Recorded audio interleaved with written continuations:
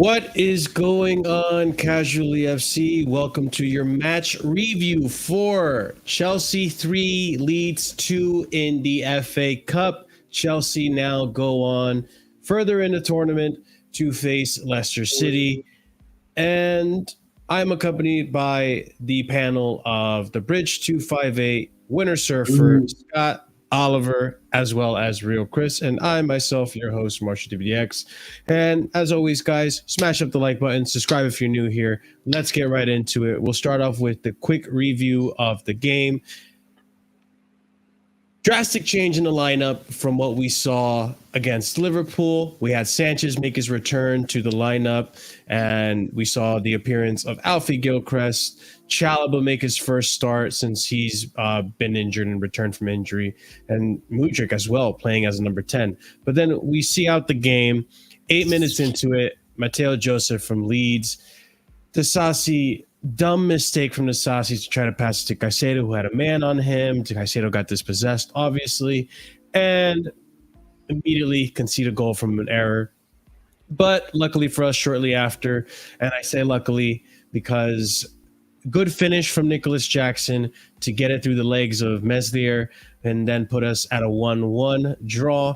And then on the 37th minute, a nice little play from Madueke to pass it to Gusto. Gusto then gives it off to Sterling. Sterling cuts it short into the box, and Mudryk is there to redirect it in behind the goal. Good for Mudryk. He now gets another goal tallied to his season, and we see ourselves winning the game 2-1 into the half. Then shortly after, again, Joseph comes back and ends up scoring, putting it 2-2.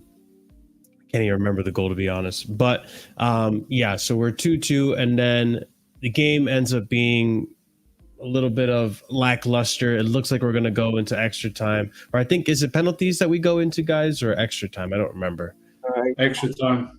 So we do go into extra time. Got it. Mm-hmm. So we go into. It looks like we're about to go into extra time, and Gallagher had come on from a substitute, ends up scoring the match-winning goal. And a lovely pass from Enzo.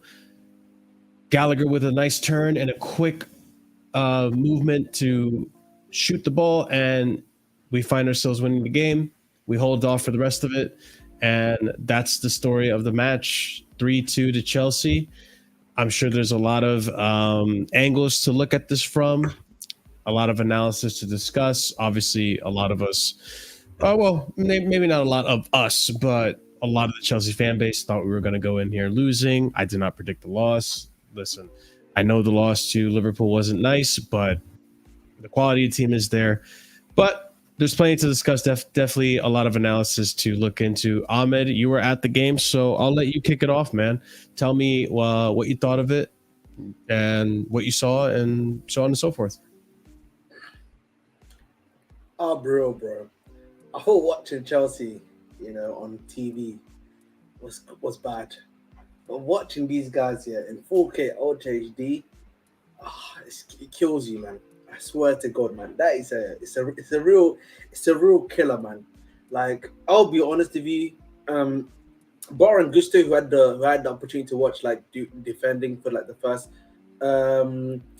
first 15 minutes in the second half before he got sent off and moved to the 60th minute.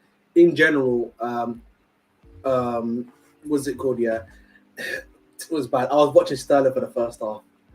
Oh my God, this guy, man, he actually kills me, man. That right hand side was killing me. Gilchrist was not overlapping because I think he just got told sit tight, hold tight, and so Sterling against the two people there, and this guy, bro, he actually looks like someone that's I thought. Your microphone. Is it me or is it microphone? Yeah, it's his microphone. All right. How is it now? It should be. Sounds like you're shifting it around, but yeah. Now it should be fine. Is it fine now? Yeah. All right. Yeah. So, because I always leave it, but honestly, he leaves it across the room and expects us to hear him all the time. Hey, but listen, man. No, I was just going. But watching Sterling, bro. It's bad in 4K. It's bad. It's bad than watching it. Honestly, man. More frustrating, bro. he is it's even more frustrating. And I'll be honest with you, watching it, yeah, obviously I was watching it with obviously a lot of other people, bro. He gets cooked differently, bro. They don't even believe in him. Fuck him, you know what I mean? I was hearing other stuff, but they were killing this guy, bro. And I'll be real with you, man. I don't listen. I told you I was gonna win the war, but listen, yeah, he's not looking good for him. But obviously the way they scored the first goal was bad from Disasi, of course, and the pass and everything like that. But we know these guys are gonna press. We know what Adani Fark style of play is. He's gonna press. He's going to do that sort of thing. So it's not a surprise to me again that they were able to score that goal. Obviously, and something actually I did notice, by the way. This is something I want to bring up. Jackson continuously, what's it called? Jackson continuously, by the way, continuously will tell the wingers or something whenever they're trying to pass to him, and like he will actually show them how to pass to him, basically. And like I think this is something that that kind of did survive because like I know a lot of people like maybe why didn't Jackson tell him what to do or something like that, but he was telling Sterling constantly, pass to me like this, and like Sterling would be like, and then they would just jog along. And like, so I don't know what's going on there at all. I'll be real with you. So clearly he's trying to tell the other guys to pass to him and how to pass to him, but nothing's happening. I'll be real with him. And obviously, yes, he did get the goal, which is a big up to him. And then I know Madrid got his goal. I'll be real, when I was watching, I thought that went out, but it is what it is. The other thing I noticed, big up to Madueke, watched him specifically. Madueke is too left-footed, bro. Like, he might be ZH levels of this left foot, bro. He cannot touch his right foot, bro. No, it's actually bad, bro. He really, pretty bro. Bad. He even when the reason he kept on going from left to right is because, literally, his left. It's because he was just using his left foot. He was not touching any of the ball with his right foot at all. So that's something to consider when it comes to him. Yeah, and then Mudryk, I don't know if he wasn't even playing 10 for me. I don't know if you guys could see the upper stuff in it, like on the actual screen. It felt like to me he was playing really deep at times. I felt like he was playing as an 8, not even as a 10 at times, with how deep he was for the ball in the first half, like before he got put onto the wing. I don't know if you did see that. Yeah, I did see that from time to time. He was like a deep lying number 10 at times. I'll be honest, bro, watching Mudryk's touch in 4K as well. Oh, fucking hell, mate. He's going from room to room. You know what I mean? That touch, bro. Oh, my God. That's another one. His touch is bad, man. I can't, bro. Like, if this is my house, the touch, goes from where my room is, to the end of my room. And that's like a good, 4 or 5 meters. They're, like, separated, which is... Nah, that was bad, bro. And... What, bro? I can't lie to you. At full time, the team was shot, bro. Jackson was just like he fought 12 round of boxing, man. He looked like this guy needed heavy recovery. Can I say he was on his knees? Pause. He literally even after he did his little prayer thing that he does, he was just there on his knees. Pause. You had Gusto that had to come off, and the reason why Gusto came up, by the way, is because that guy was looking cooked. I think because I was watching him defend, and he looks so tired, bro. And remember, he's the only right back we currently have. And the second goal, by the way, I'll be honest with you, the second goal, I noticed, this is something I noticed about our defenders. They are continuously ball watching. They don't really look at who's next to them. Chalobah was a big thing about this because I know because Gusto had to come short to the guy, and then it was Disasi, the player, Chalobah, and the other guy basically who Josip was able to sneak him. Like if you watching the goal, because it was literally I was there, then the goal was there. The other guy sneaks him so well, and Chalobah does not notice him. Literally, doesn't notice that he's moved past him. It's not his man because he's just. Yeah, literally, he's just watching the ball literally at all. So but that was Alfie Gilchrist's man. When you look at the replay, Alfie's just jogging. I don't know. I hear you, but I was just I'm just obviously pointing out something where maybe even if it was Gilchrist's man, a bit more, maybe a little shout, a little before the ball comes in, because he knows the ball's gonna come in, right? Little shout, and maybe Gilchrist could have at least him charging and could have put Joseph off. And I think for me, the problem that you have here is that so this is something that you will hear a lot of the guys in the stand say. There's no style of play. There's no nothing. It feels like you could feel the atmosphere is toxic. By the way, when the first goal went in, toxic. When the second goal went in to make it a draw, it was toxic. But like the problem for me, bro, is like I don't understand why we're not making changes. Why we're not adding some of the youth guys. If we are so good as shot as we are currently, then why not add these guys in? Like, listen, big up Gallagher for scoring a goal, but like, I'll be real, bro. I was not hyping. Like, I really wanted him to get in the final, but like, you know, he saved Poch's job. But we were shit today, by the way, yeah. Bro, we are. No, he's just extended. He's just extended it about 2 weeks. That's all it is. You think? Honestly, for me, bro, we need Brentford to crash on us, man. I think if Brentford crash on us, he has to go, bro. If he doesn't, then we're cooked. He's going no matter what at the end of the season. No, I say he's going at the end of the season. The only reason he'll go in this season is if he loses the FA Cup. So if we want him gone sooner rather than later, we need Leicester to crash on us. Or we find a manager. You know, I think we are like maybe. Do you not think though, Brentford? If we lose to Brentford, yeah, Nope. like let's say a good 2-3-0, it's not going to be the killer. Nope. It has I to don't be think so. eventually, bro. I don't think we've got the manager still. I don't think we've got the manager ready. They didn't have the manager last season. Yeah, we could ask Lampard for a third time. You know, like come help us Whoever, out. whatever manager you're thinking is not going to, whatever new manager you're thinking is not going to start till the summer anyway. Exactly. So, like, I'll be real. Like, look at who they're looking at, right? De Zerbi probably won't leave till the summer. Also, if he's smart, he'll wait the summer when he's got a pick of like more options. Amorim won't leave. He's about to win the league title. Like, he's not going to leave before the end of the season. Yeah. Like, so unless you're going to do the interim thing again, which cool, you have to pick. Otherwise, it means nothing. We have to call Lampard up, you know. No, because the thing for me is, yeah, if he does lose against Brentford, because one of the reasons I genuinely thought today was actually like his last day. The way shit was heading after that first goal, even after the second goal, and then what was happening afterwards, it really felt like to me, it was like doomsday, bro. It felt like doomsday. I genuinely felt like it was like his last day until obviously Gallagher came in to get fucking cockroach scored. He's a cockroach. I'm sorry, he's a cockroach. My man couldn't turn up in it. My man couldn't turn up. Yeah, couldn't turn up when it matters. His adopted father's job on the line. He'll turn up. No, fuck him. He's a cockroach. I think he's just very nervous in that one. But then he shouldn't be because look at the players. He shouldn't be. I agree. He shouldn't be because like there's so many unknown players in that Liverpool team and who showed up, and Gallagher, who you know he has more experience than a lot of those players. He shouldn't have been that nervous, honestly. Not in that type of game. And also, by the way, I can't make excuses for that. You know about Chilwell. You know, like how I was talking about the recovery pace of him, yeah? How he doesn't have the recovery pace. I was right, bro. I watched that guy, and he's no recovery, bro. The moment Thingy came in on the air. The moment Gnotto came in, I could see how bad his recovery pace was. Not it, man. Because the other guy was Dan James, was it? Yeah, I just like deeped it as well. They had starting lineup, right? They had like 4 national Welsh people, and they cooked us, man. 4 Welsh nationals cooked us. Bro, there was a 17-year-old that was man of the match was the best. With a striker? Yep. No. Archie Gray in midfield.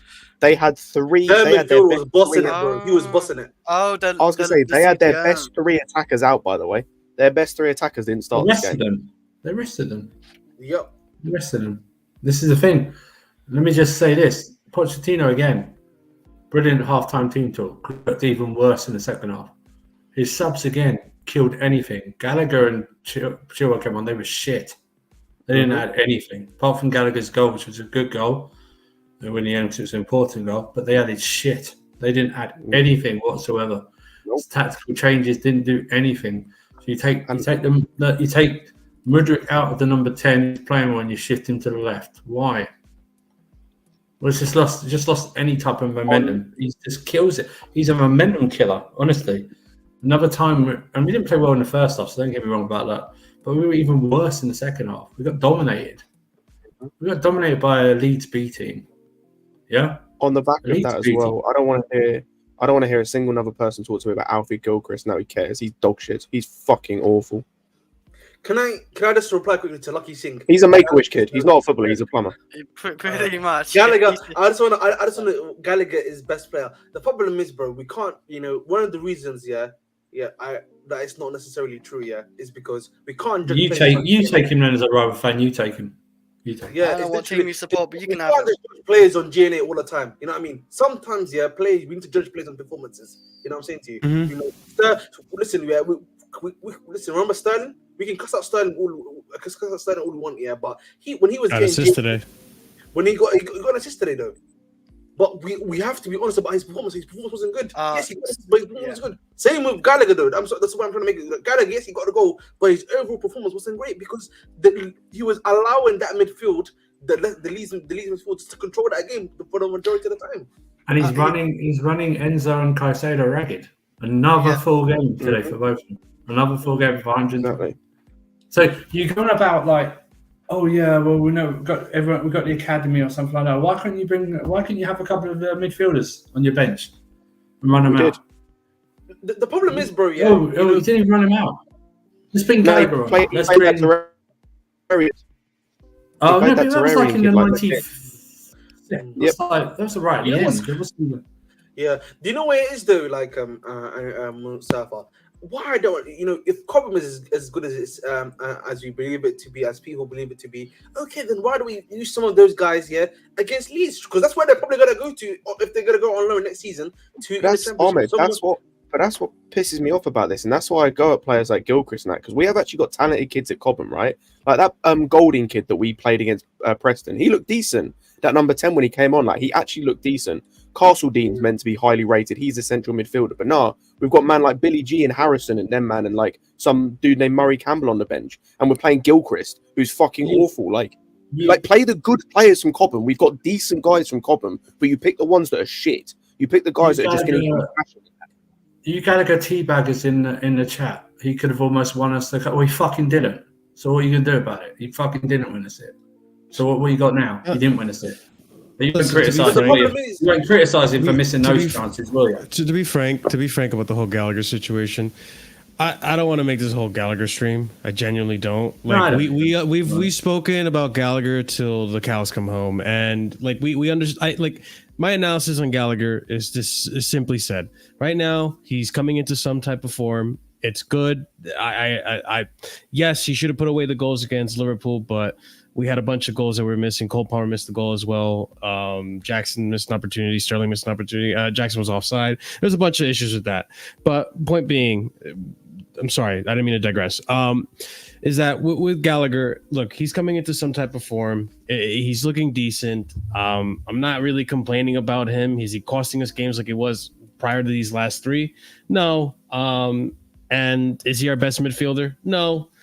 But again, it's just one of those, like, if it's a game that suits him, then by all means go ahead. But don't just look at the stats, look at the performances as well. You know what? I'm gonna reply to Metalface on Palmer. I actually agree with him today about Palmer in the sense that he's talking about the final. No. I'm talking about Palmer today. I'm talking. Maybe it's a different. I think he's talking about a different one. I think for me, Palmer, when he was Palmer, bro, he just feels like he just cut inside and shoot.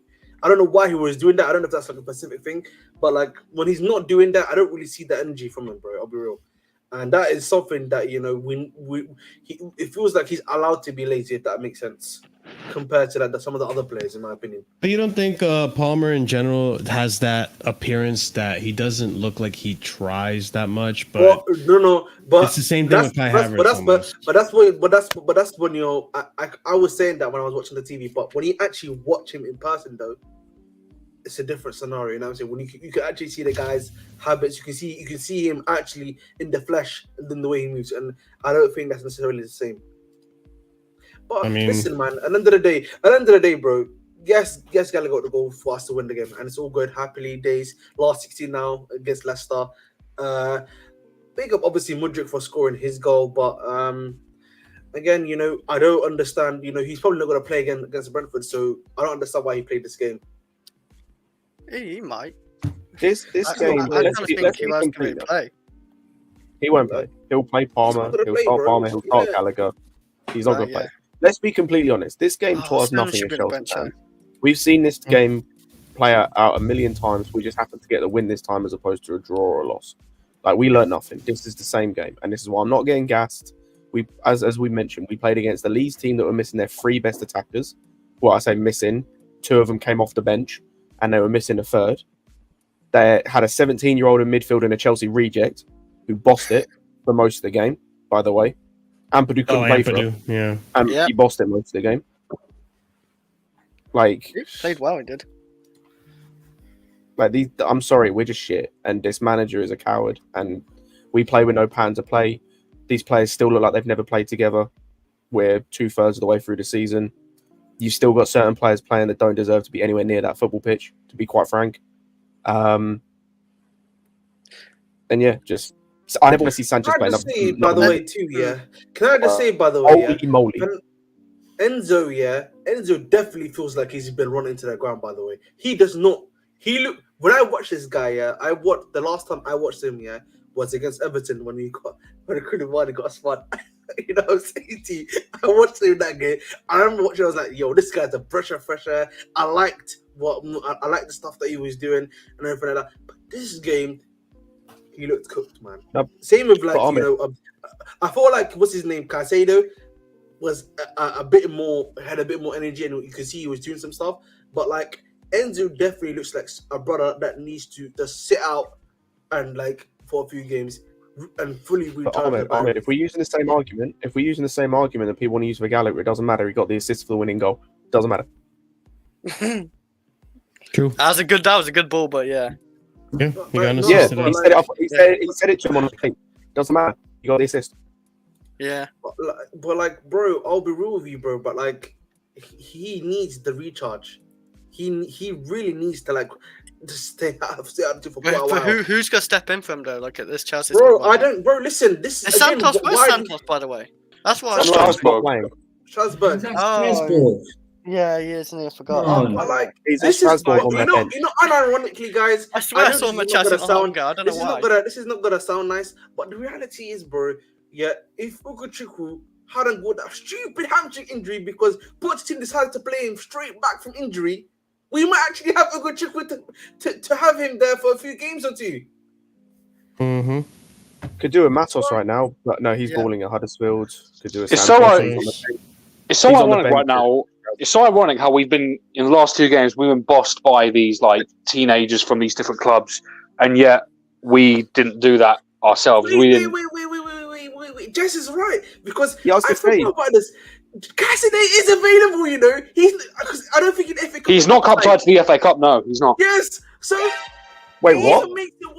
Yes, you're not cup tied. He didn't play with Leicester in the FA Cup at all. You can play with I think either any team that you have. So let's say if I'm Leicester, then I go to Chelsea. You can play with Chelsea afterwards as well. So literally, so I can't. That's another one, bro. That's another one. That's horrible, by the way. I'm so glad that we cancelled his loan from Leicester to give him minutes. What's the point of having him then? Really? So he wasn't even. By the way, he didn't even get sent out yet to do the training stuff. No, the only guys that got sent out was Gallagher, Chilwell, and who's the other guy? If Poch didn't overtrain them, then we wouldn't have the injuries. We saw it report 3 weeks ago.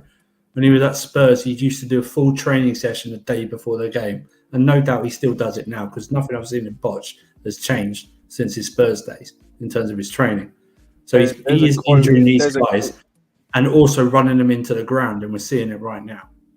So there's a quote of him at Spurs, and it's a quote, by the way. This isn't a report. This is a quote of him saying that he gets the players who come back from injury to do double set.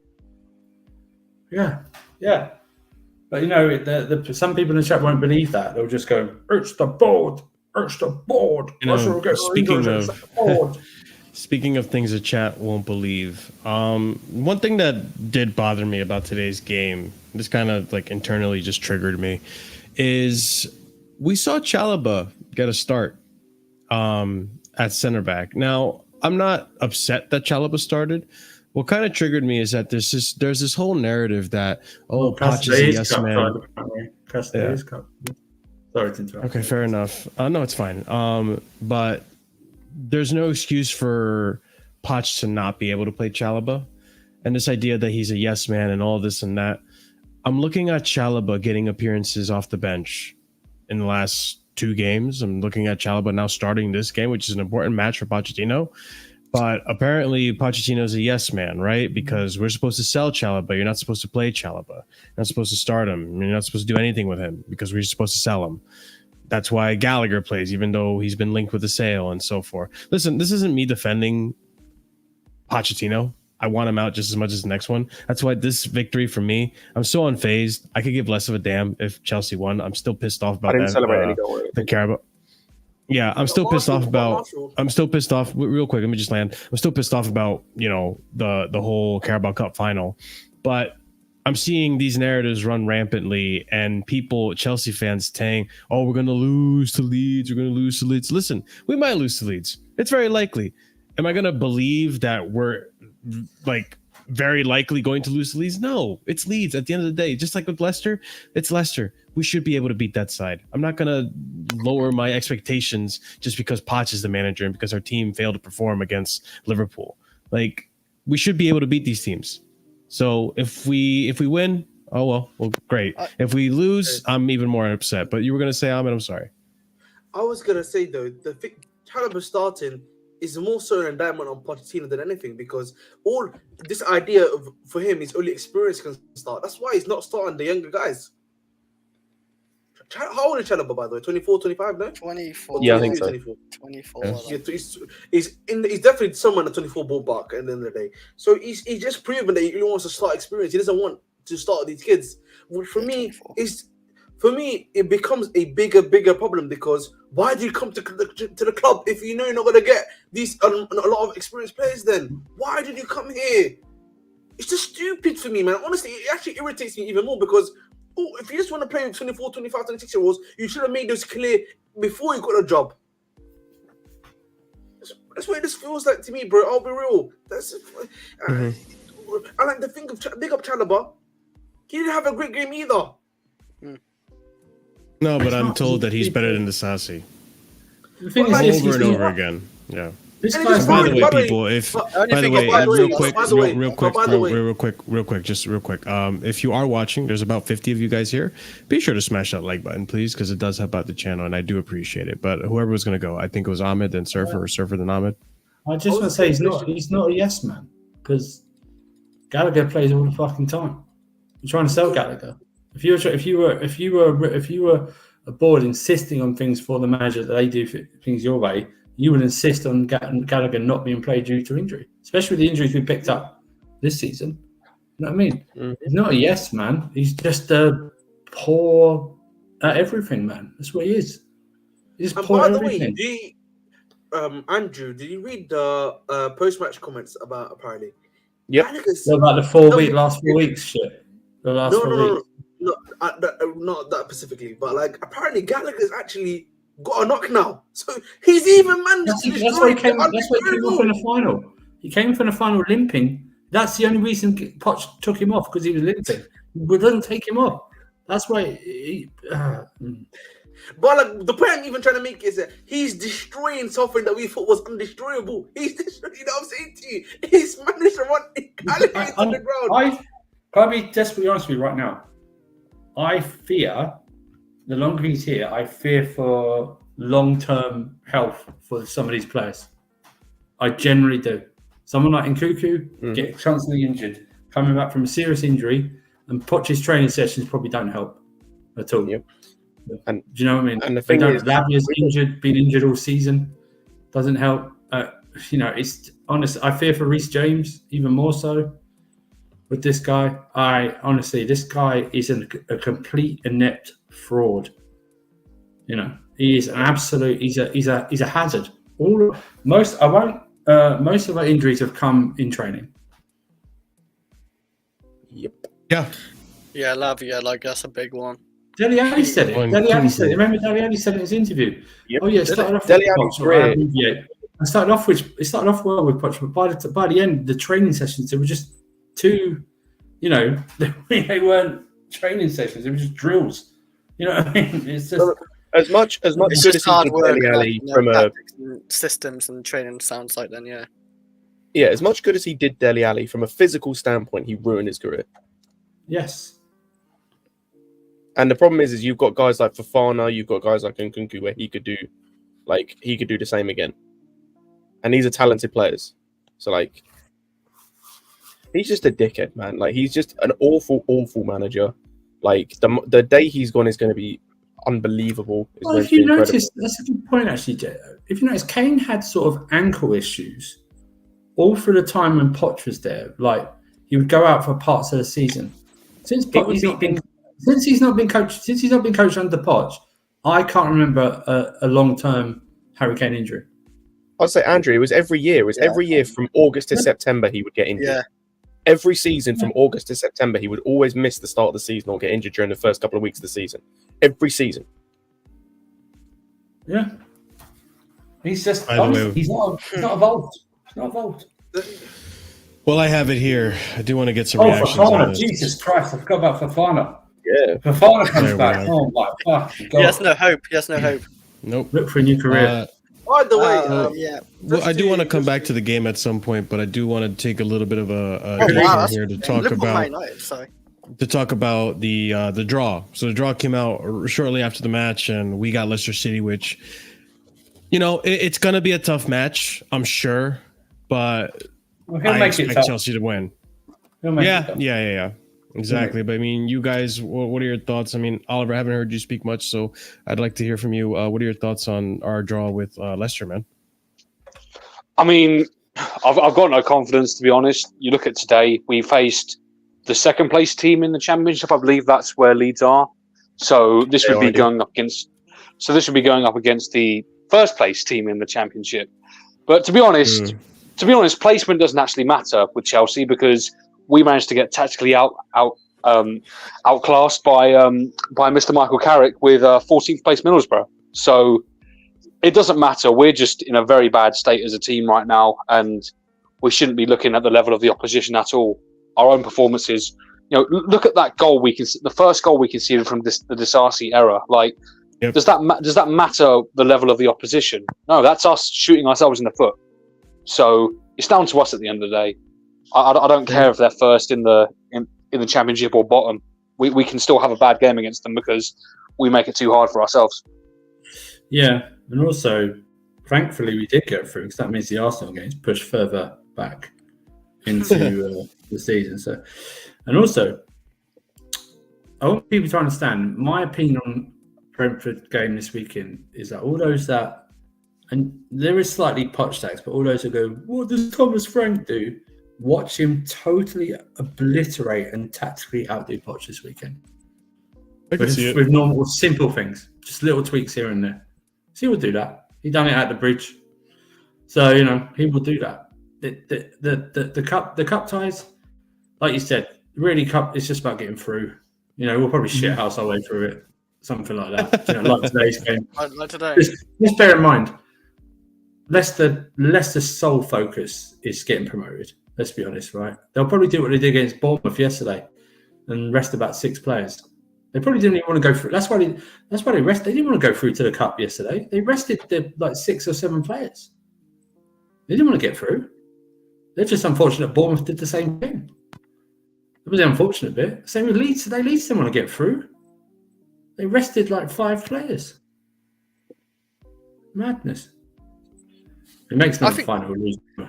I think we might. I thought we'd lose today, and we was close to obviously losing today because we got outplayed. I think we'll lose that Leicester game because Leicester obviously are a better team than Leeds, and they've been playing really good this season, obviously.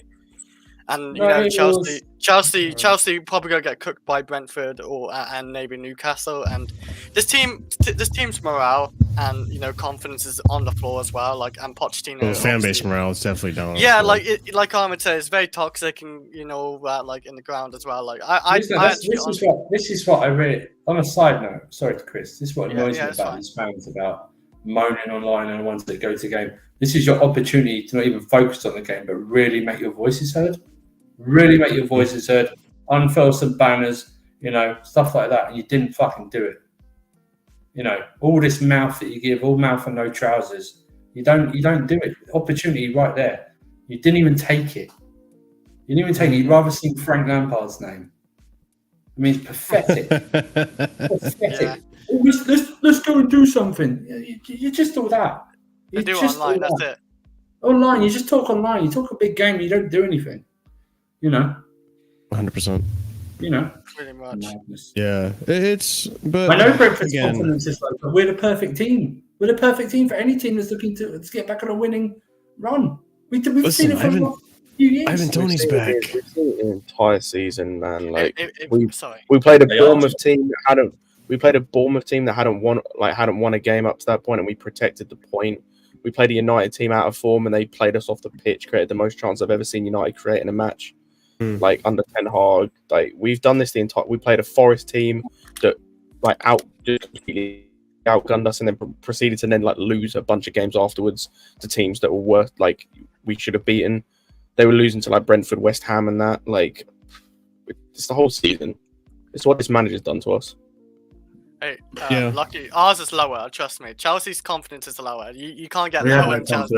Chelsea's is the bar for confidence. How low it is. That's how we set the bar down there. We set it down there. Shit. What was I gonna say? I'm actually glad Enzo did get suspended for the rest of the game. At least he can rest. Oh yeah. Yeah. I was gonna say if Pochettino, I think it's gonna happen, and I really don't want it to happen. But this guy's and I like Sterling, of course, but this guy's Sterling in the last 2 games. Obviously the Liverpool game, he did not show up, and today he was so lazy. He was unbelievably lazy. You saw obviously Jackson and Mudryk trying to press, but then you see Sterling next to him and not even actually trying to press, so you win the ball quickly. Instead of doing that, they actually moved the ball forward and they actually scored the second goal. That's how it happened. Sterling I actually think Sterling is the one player who's not listening to Poch. Yeah. And it makes him look lazy because he doesn't want to play the way Poch wants to play. So it makes him look lazy and stuff like that. And he wants to do, say when you were saying we didn't pass to Jackson, that's because he wants to do his own thing. Like that. He think whatever you think badly or something, he wants to do his own thing, and he needs to. If that's the case, he needs to start influencing others to do the same thing. Don't matter what this fucking guy says on the sideline. We're doing this. Let's do this, because what you're telling us is absolute shit. I mean, I laughed. I was watching it with a mate of mine, and he goes, I think he might be playing for the subs. I think he might be playing for penalties again. We're 2-2. He's going to play for penalties again. I thought that I was taking the penalties, man. Taking the penalties. That Gallagher goal was a sigh of relief of every Chelsea fan around the world. That no one has to miss another 30 minutes of penalties. You know what I mean? It's but his comments again tonight. My God. You know what? I'm trying to find him. Oh my God. I didn't think he could. The one thing he is great at is consistent with these comments that make no sense. Do you know what I mean? They just make no sense. It's do you think we watch the games like this? Well, sometimes we do actually, because the way we play, but do you know what I mean? It's do you think we don't, we've got our eyes closed, we haven't seen anything. It's just ridiculous. I try to avoid his comments now, it's insanity. He tries to gaslight us, telling us that Leeds are a difficult team to play. This is what I don't understand about people that are Pochettino. He is openly insulting your intelligence with some of the stuff he's saying. Really. Yeah, it's just mad. Honestly, mad. And stop. That's why, I understand confidence is low amongst the fan base, but it's I think part of the reason I am not over the moon about today's victory, partially because I'm so sick and tired of Poch, but secondly, it's fucking Leeds. It's Leeds. We should be beating Leeds. All this shit about people saying Leeds are undefeated in 2024. I don't give a shit. They're Leeds. We're supposed to be beating Leeds. And they could have been undefeated for the whole season, and I wouldn't have given a fuck. And Marshall, a 3-2 scoreline against Leeds is only acceptable when we play all our academy players. That's the only time, and that's the only time it's acceptable. Yeah, when we have U21 ones, that should be the acceptable. Yeah, it's the only time. It's the only time it's acceptable. Disgusting.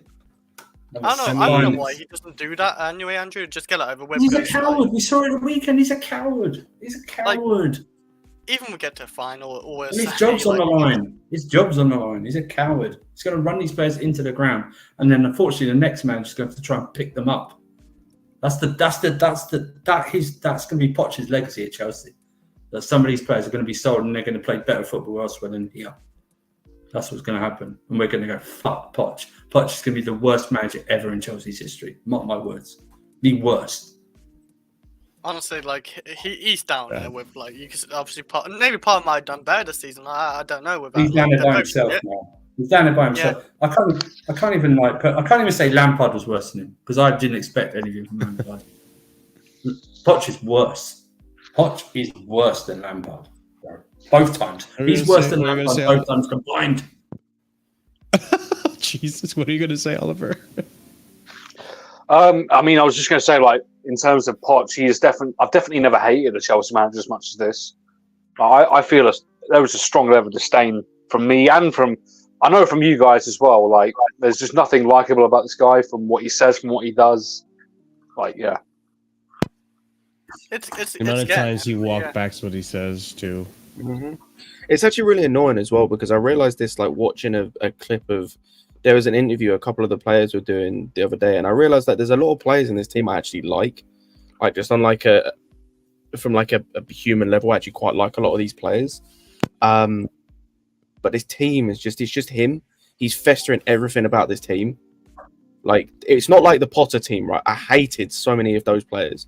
That Potter team, I just hated. Like, in some aspects, I actually like a lot of these players. I like Madueke, I like Carney, I like Jackson, I like Nkunku, Palmer, the two midfielders, most of the back line, right? I like most of this team. It's just this fucking manager and a couple of players here and there. Like, once they're gone, I feel like this team is like gonna be like really good. Mm-hmm. I feel like part of it for me is that yes, this team is really young, and over the course of time, as they grow into their bodies, this seems so straightforward and like obvious, but I feel like over the course of time, once they hit 23, 24, and they start to really bulk up and become men, I think we'll see a much more skilled team, a much more polished and clean team. Because right now you could see there's a lot of raw talent and all that stuff. And speaking on raw talent as well, I did want to bring up this tweet right here and also talk on this player. Got a frauds? Yeah, he's joking. Oh, okay. Oh, damn. Nah, like I hated AVB. Someone mentioned. I don't know about this one. Got a frauds. No, it's not. Say much worse. That's it's I know you're better. trolling. When you say It's much better. Worse than that team last season, you're trolling. You're trolling Yeah. at that point. But going back to what I was alluding to with these comments. So Mauricio Pochettino on Mudryk, he needs time like the other players. It's in this team you need to work with the ball and without the ball.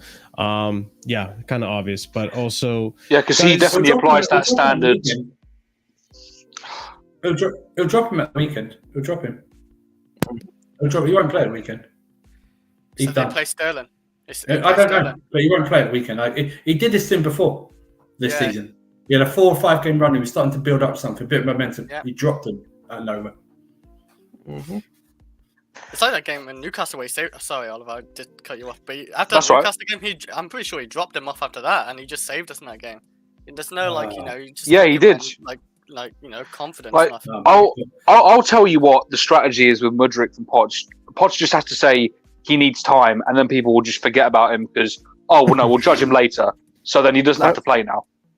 That's the second time he said that this season, by the way. This is where what annoys me, right? Because he said this like at 2 the weeks start ago, of the season when he wasn't playing. Which is fair enough. He then turned around and said after remember he had that run of games where he was playing. Yeah, then he turned around and said he's improved now. Yeah, he's improved now. We're seeing what we were wanting to see at the start of the season, and now again he needs time. So of course, he obviously wasn't seeing what you wanted at the start of the season. So why did you play him? Why did you lie to us and play him? Because you obviously didn't see what you wanted. Because he kind of suddenly got better and then got worse in the space of like 3 months. That doesn't happen. Sorry, that just doesn't happen. So, I mean, bring up Vic's comment again because I was going to say he doesn't do his best. He's not doing his best. Let me just say, Vic. Please tell me you're trolling, bro. Because if you think this is his best, then he should be sacked, surely. If you're saying that this is his best, he should be sacked then. If this is him at his best, this is appalling. Therefore, he can't get any. You're saying he can't get any better. If he can't get any better, then he needs to go. If this is his best, it's not good enough. No, we're saying basically this team should be like 14th realistically, and not like 10th. To address this, is this team better? Is this team better than last year? We scrapped the Deadwood, right? And explain why all those guys we sold to PL teams are above us. They have better managers. Okay, yeah, Kai Havertz, he's doing so good for Arsenal. He's doing. And where's Mason Mount? I was going to say he's not played. Yeah, Mount's not played. Yeah. I was going to say Mount doesn't play. Havertz, is barely performing. And if people want to say he's doing improved the same that thing he was Arsenal doing team, at Chelsea. they're also Arsenal. As much as we might hate it, are one of the better teams in the league. City are the best team in the league. So obviously, Kovacic is going to improve, and he barely plays anyway. What are we talking about here? Jorginho is doing what Jorginho does. These players aren't really. They're not moving the needle. Regret us selling. He's the only dude I regret us selling. And I regret selling Jorginho. Yeah, exactly. Like 12 million. Yeah. Kante went to play in Saudi. Yeah, the rest playing Saudi, and lots of cheeky Pulisic's playing Italy. Yeah, I know you watch it. Ziyech is not getting a game at us, all right? Lukaku's at Roma. I don't know anymore.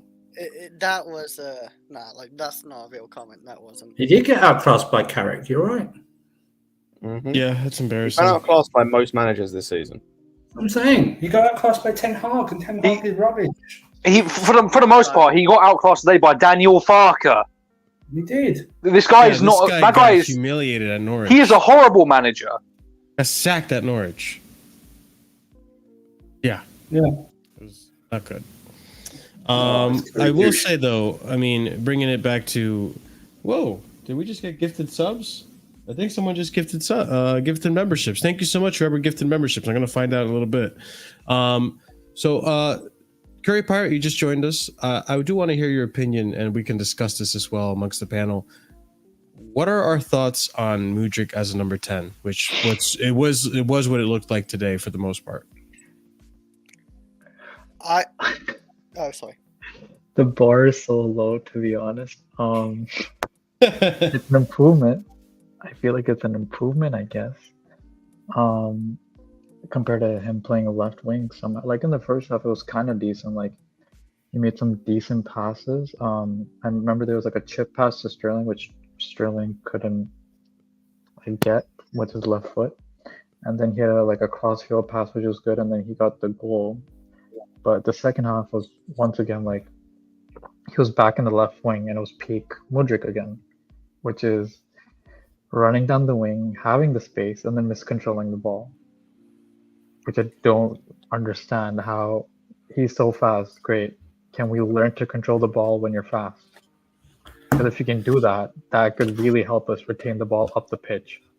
Because if you just keep on losing the ball after your second touch, it just becomes a goal kick. What's the point? So I guess his best second position is his best position right now with Carney Chukwuemeka out is like, if we need rotation, I guess is at the 10 if we need to play him.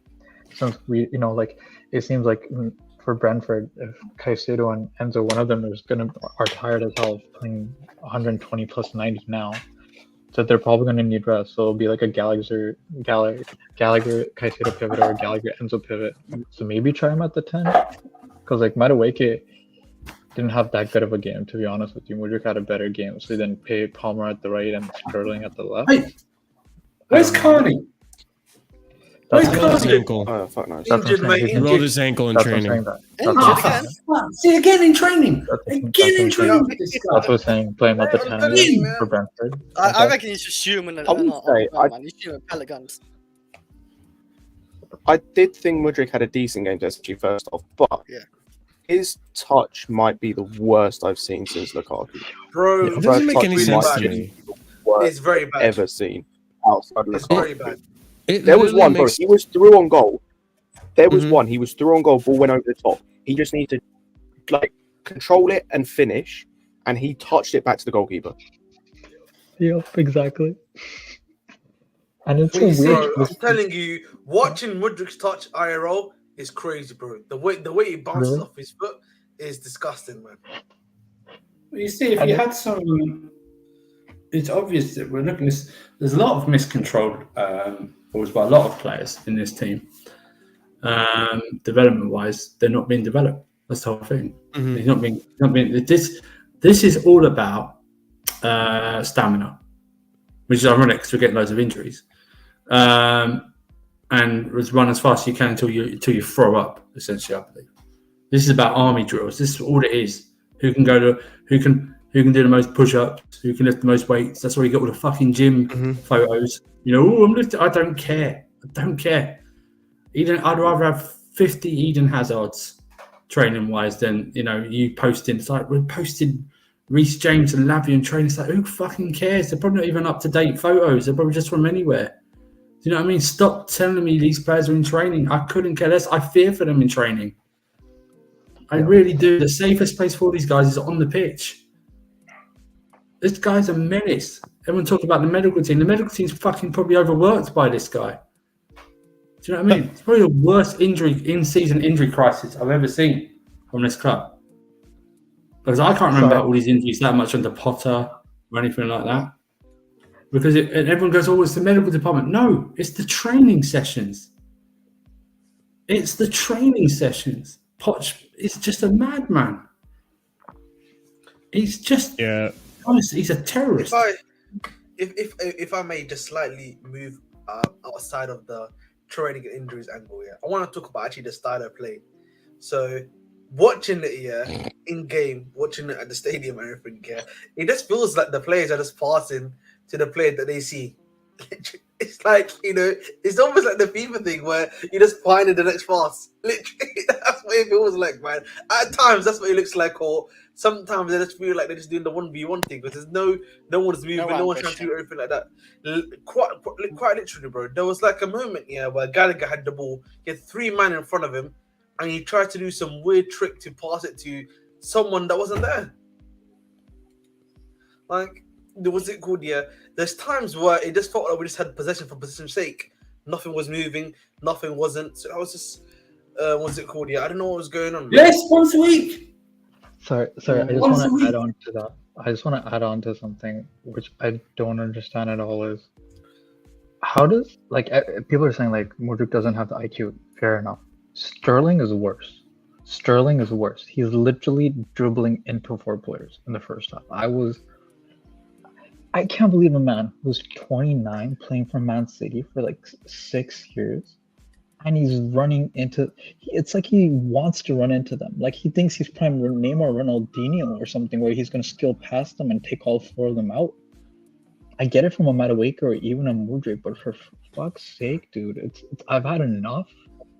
It's against Leeds. Come on, man. But if there's 4 people on you, that means there's space somewhere. Look for it. Use your intellect. You should have cut back too. I think there's a goal that could have cut back to Jackson and that asshole over dribbled. It was Madueke, sorry, that was the one. But still, overdoing. And Madueke again, skilling near the edge of the box. We got lucky with the foul this time, but we saw how we got burned under Crystal Palace. Why are we trying to skill near the edge of the box? But shouldn't we allow that to happen there? I kind of disagree with that one. I think at times, we should be allowing our wingers to go 1v1. And yes, they may lose the ball, but as long as our defense is strong enough, that should be fine. I personally, I'm not saying 1v1. I'm saying 1v4. That's what I'm having an issue with. I don't. No. The 1v1 forfeit, I understand, but the Madueke when he lost the ball, for example, against that 1v1. But not at the edge of the box. That's what I'm having an issue with. Do 1v1s. Do it past because we literally got burned 2 games ago. By Crystal Palace, we lost the exact same spot. Why are we risking it there?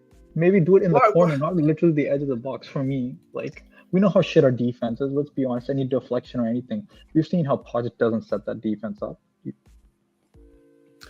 Everyone's slipping. Disasi slipped last game. He passed it for the first goal again. That is definitely something else I saw, Brian. I don't know if it's a pitch thing. I don't know what's going on. That's what I'm saying. Everyone's slipping.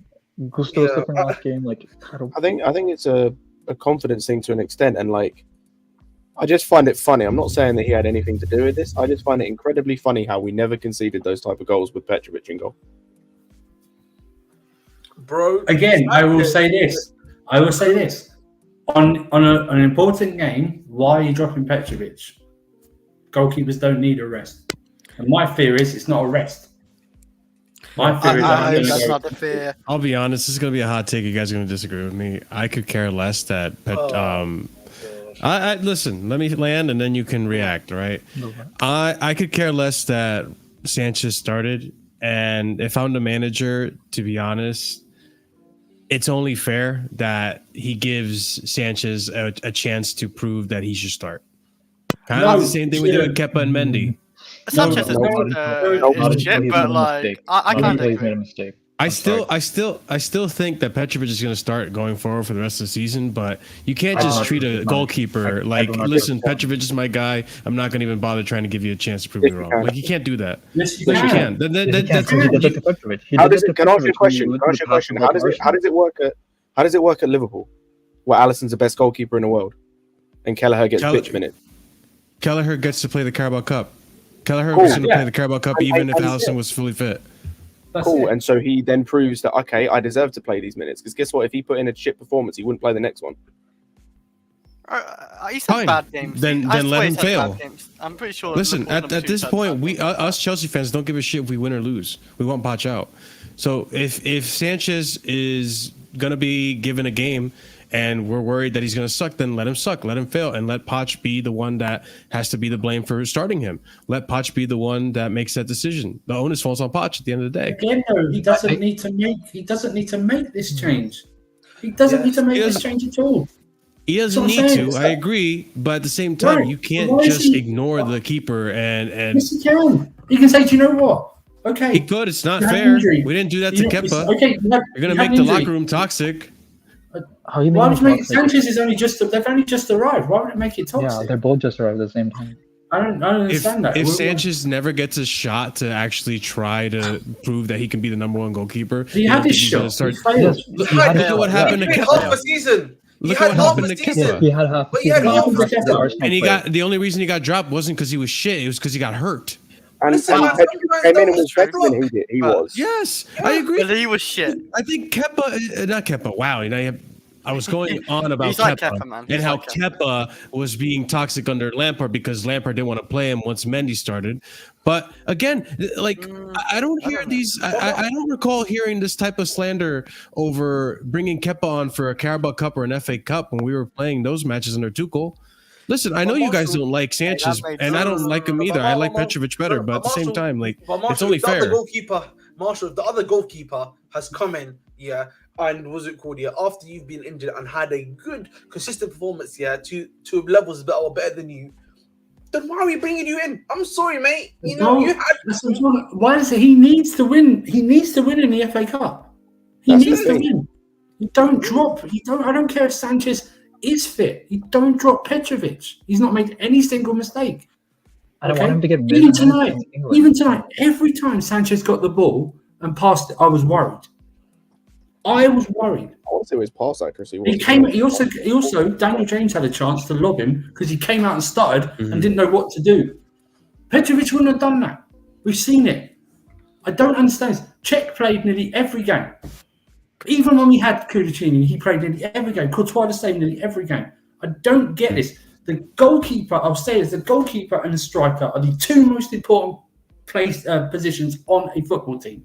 The two most important. We had a guy who hasn't done anything wrong, pulled off another remarkable save in the cup final in extra time as well. He doesn't need to be rested. And my fear is, like I said before, I don't think he's rested. I think he's going to go with Sanchez for the rest of the season. You're wrong, and I hope that's not the case. Unless any injury, we'll see Saturday. No, I disagree. I disagree with Andrew because I remember many FA Cups and Carling Cup games where Hilario came in and played and we gave Czech a rest. Not maybe in the third round or fourth round, but when it started getting further on, when it's like quarterfinals and stuff, I understand where you're like. We're going into quarterfinals next. There's a big difference with all of this, right? Yeah. There's a big difference of all of this. And that's that in all of these seasons that we're talking about, by the way, and all of these moments, the teams are challenging for other things. This is the only thing we have to win. This is the only thing our season rests on is the FA Cup. So you play your best team, which means the goalkeeper. The only reason you drop and rest your goalkeeper is for other things, is because you give the minutes in the FA Cup, because the league is the most important thing. That's why Liverpool do it, etc.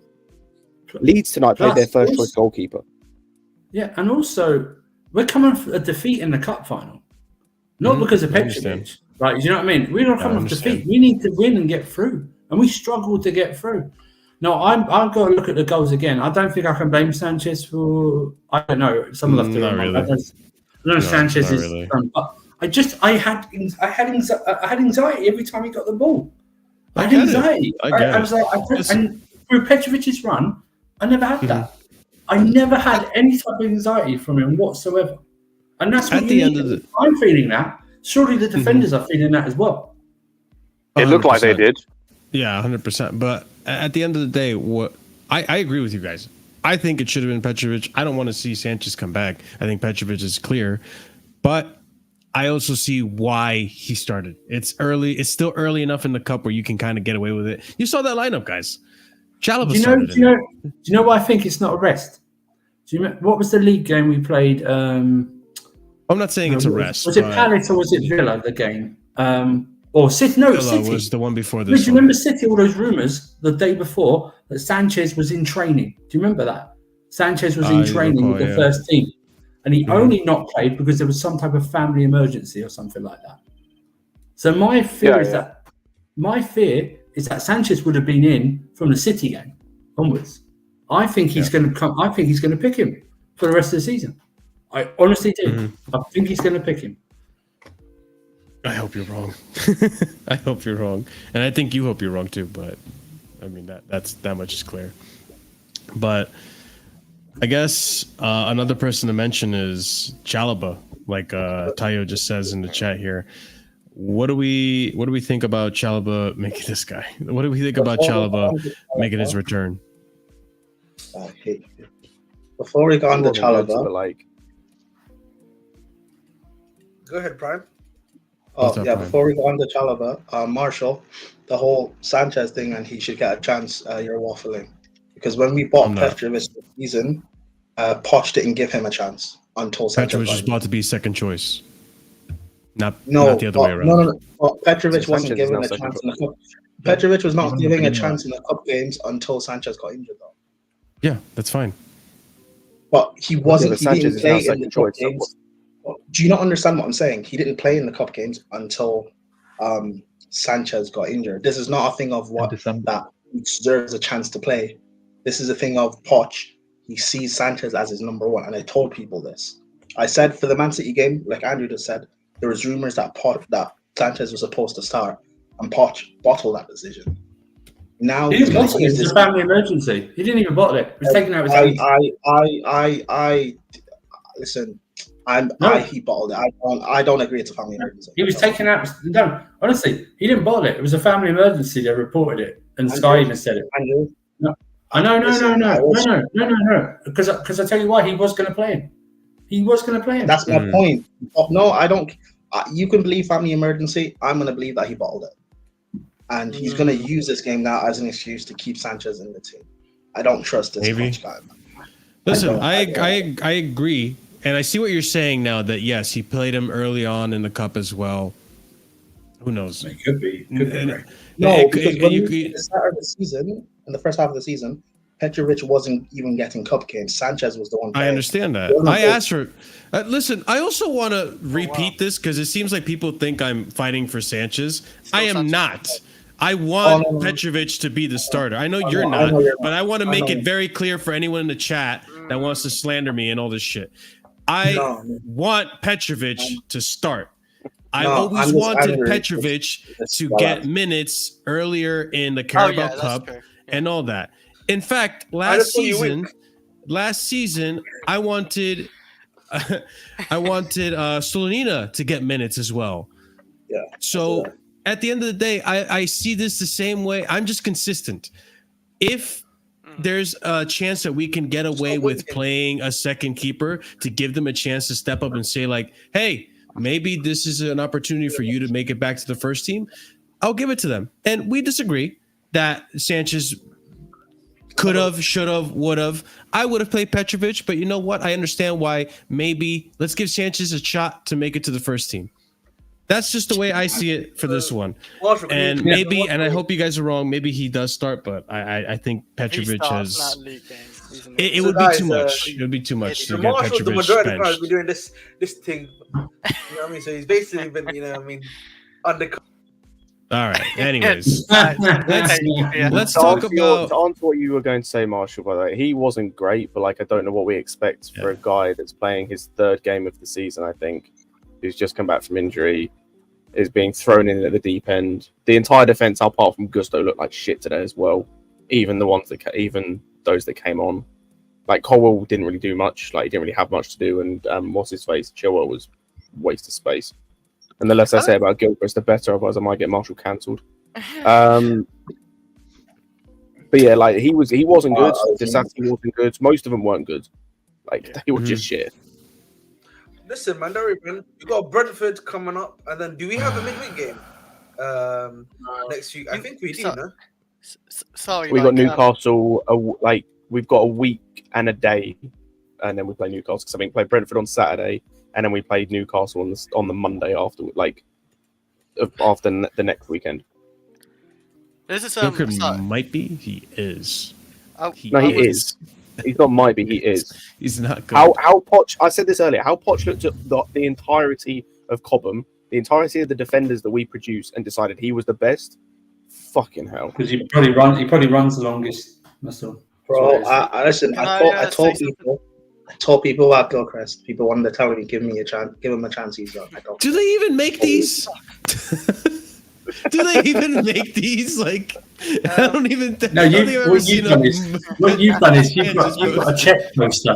You've got a check poster. You just put Sanchez's head on Check's body like that. That's what you. Yeah. Can I just say why was Gilchrist at left back? Oh, so we don't have Matt, and this is what I was trying to say before. If we had Let Matt, me give you a simple answer. They just make me mad. Let me give you a simple answer if you're asking yourself why he was at that.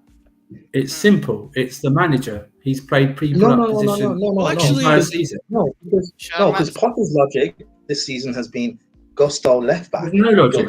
There's no logic whatsoever. I'm curious, because Ahmed, you were at the game. I'm curious, what formation did you see? Because to me, at times, I was quite. I asked the same exact thing that Prime said, and like, why is Alfie Gilchrist? And then there were times where I would see three at the back, and I was like, oh, Alfie Gilchrist to the right of the back of the three at the back. In possession, we were three at the back. Yeah. I'll tell you what though. The way stay back, and then Disassi would move as the RCB.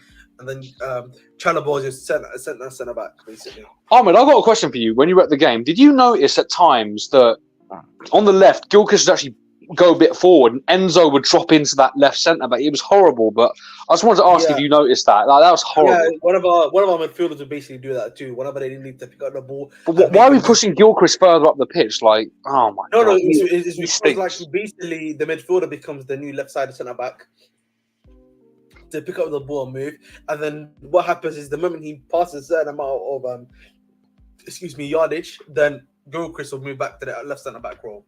That's what happens. It just wasn't for me. None of it.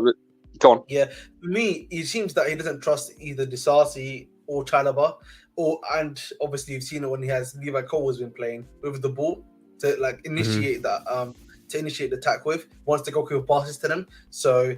You know, that's what it looks like to me personally. That's why our centre mids have to come in so deep to help begin and start the phase of attack. I mean, the thing is, I could kind of understand it when you've got like Ben Chilwell playing at left back, because at least, okay, he's bombing forward, like he's going really high up and he's not got that recovery pace, as you mentioned previously. So there's a cover there. I understand that, but you've got a centre back who's moving forward. Why? Because remember, Gilchrist is a centre back. Mm-hmm.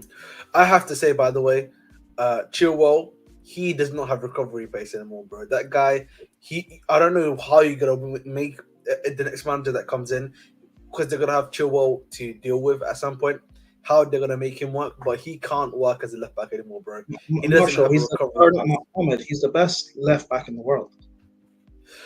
Okay, Okay, listen. Like the problem for me, bro, genuinely for me, bro, like if like in real like what on TV, obviously you will just see him not in the picture when the other team's attacking on that side.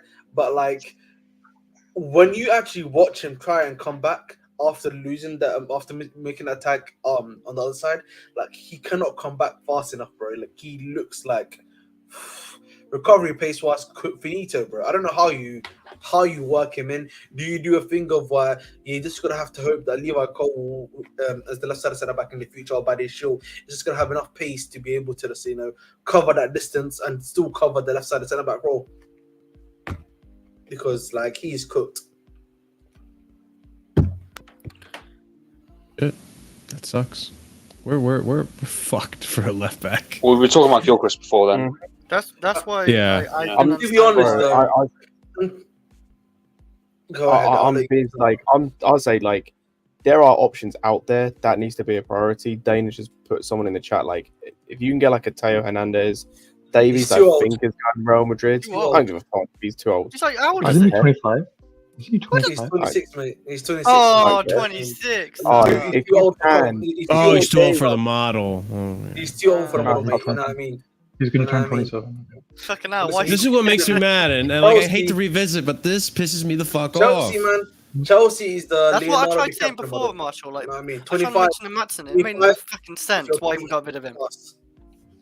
It's pissed me off, as. Listen, Chelsea's model is like the what's it called, the 25-year-old model. Sorry, the Leonardo DiCaprio model. We fuck the model. I don't give a shit about the model. Yeah, we are fucking Sterling. That's the model in there. At 25 years old, you're used goods sinners. We need to go back to 18. What happened to Sterling then? What we thought he like 25 under?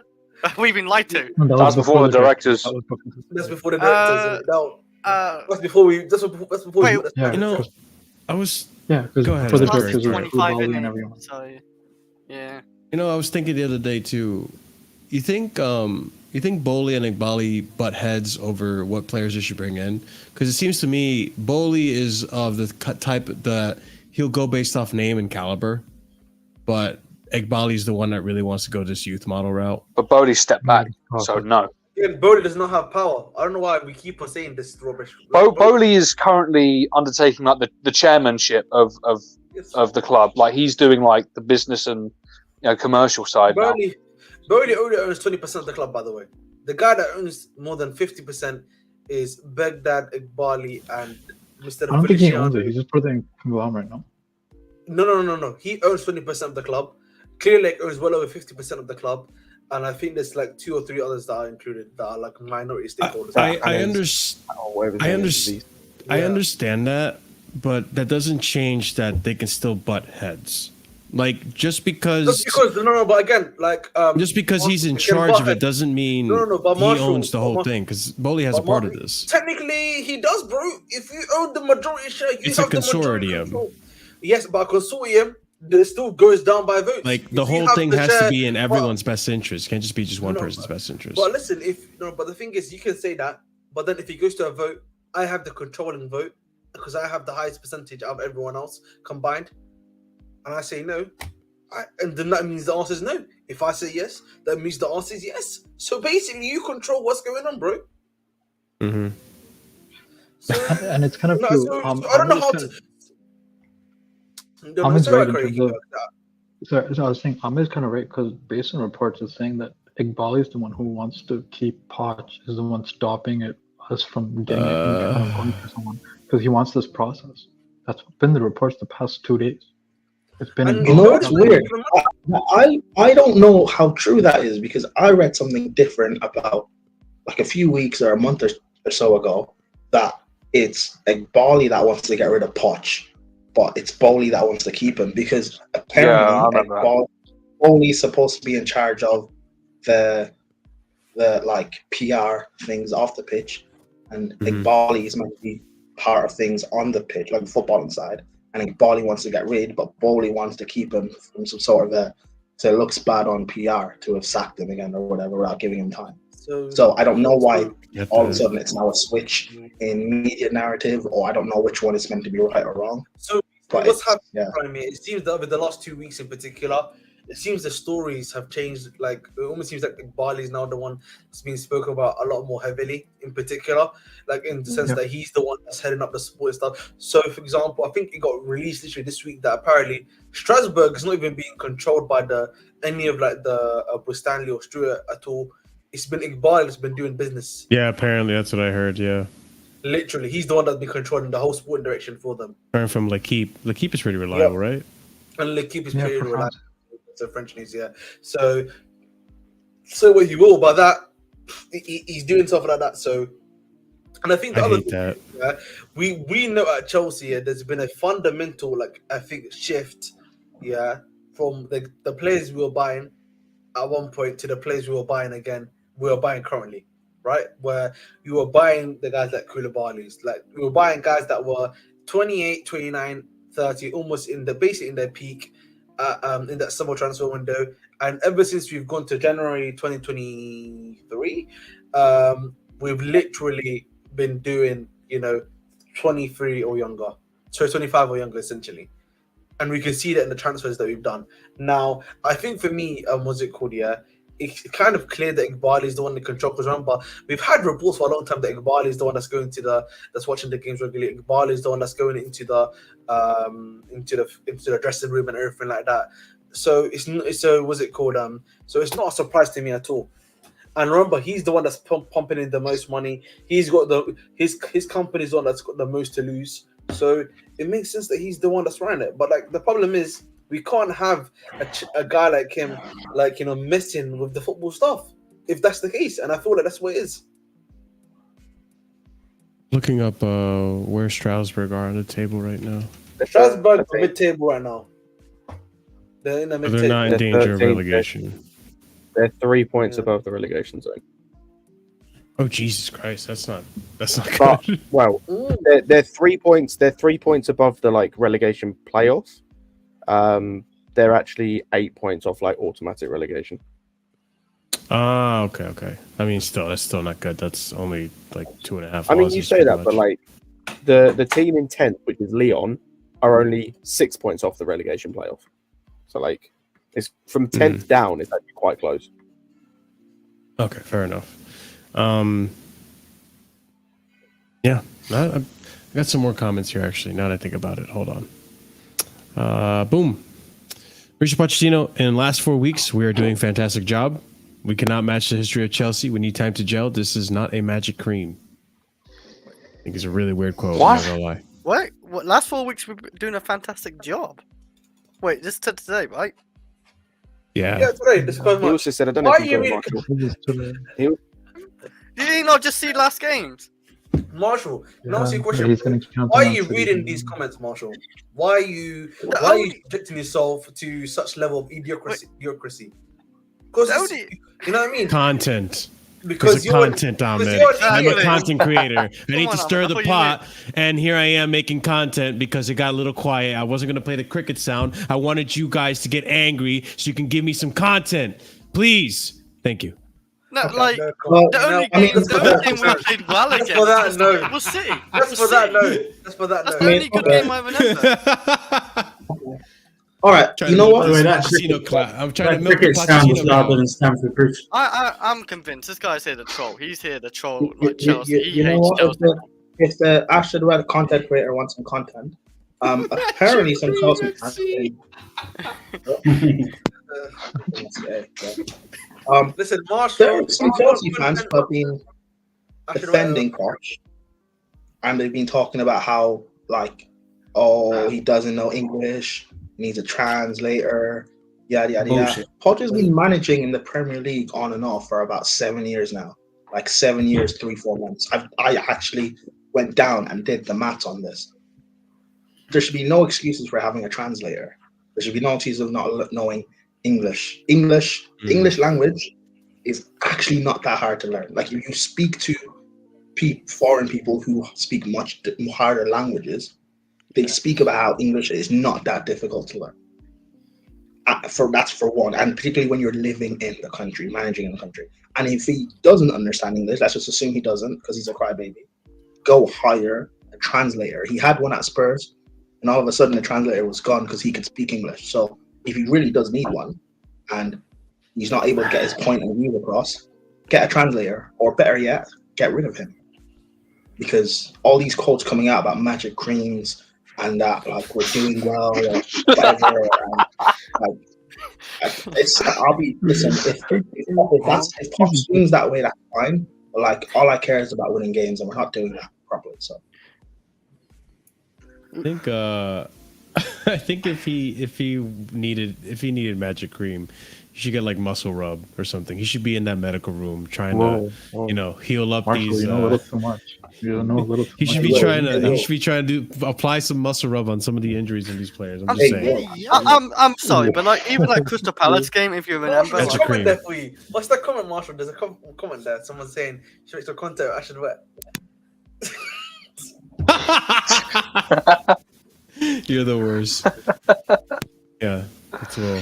You know what? Let me not. Go ahead, Chris. Go ahead. Like he goes on by like yes, you nearly got me into this one, but like he goes on like the last 4 weeks or whatever, 4 games. Like the Crystal Palace game, we literally scraped that win. Yeah, like we literally scraped it. The Man City one, yeah, that is a good game, but like we fucked it the last 20 minutes with Pochettino's tactics and all that and the substitutions he did. And the Liverpool game, where we played against like unknown players and we lost. Like this is one goal. This is what you have to realise. And today, like, it was shit. This is what you have to realise, though. Hang on. This is what you have to realise. This is Poch's standard. Like he can say all he wants about finals are not to be played. They are to win. That's just talk. At the end of the day, when he got to the final, he bottled it. He pussied out. Like this is his standard. He actually genuinely thinks that these last 4 weeks have been good. No, for Potter's standard, this has been a good 4 weeks. If you look at just the results, we battered Middlesbrough. We beat Aston Villa in the replay. We played the best team of all time, and Chris, we don't care. We played the best team of all time in Man City, and we should have beaten them, quote unquote. And we went to a League Cup final against Liverpool. Playing against all their narrative and the refs against us. And we took them the extra time. For Poch's standard, that's a great month. Wait, refs against us? What? You mean like some FC? Magic Queen FC, wow. Yeah. That's what we are. I'm just correcting Mr. Mike Das. Yeah, you know what I mean? Because cream is usually white. Yo. Prime's face. Oh man.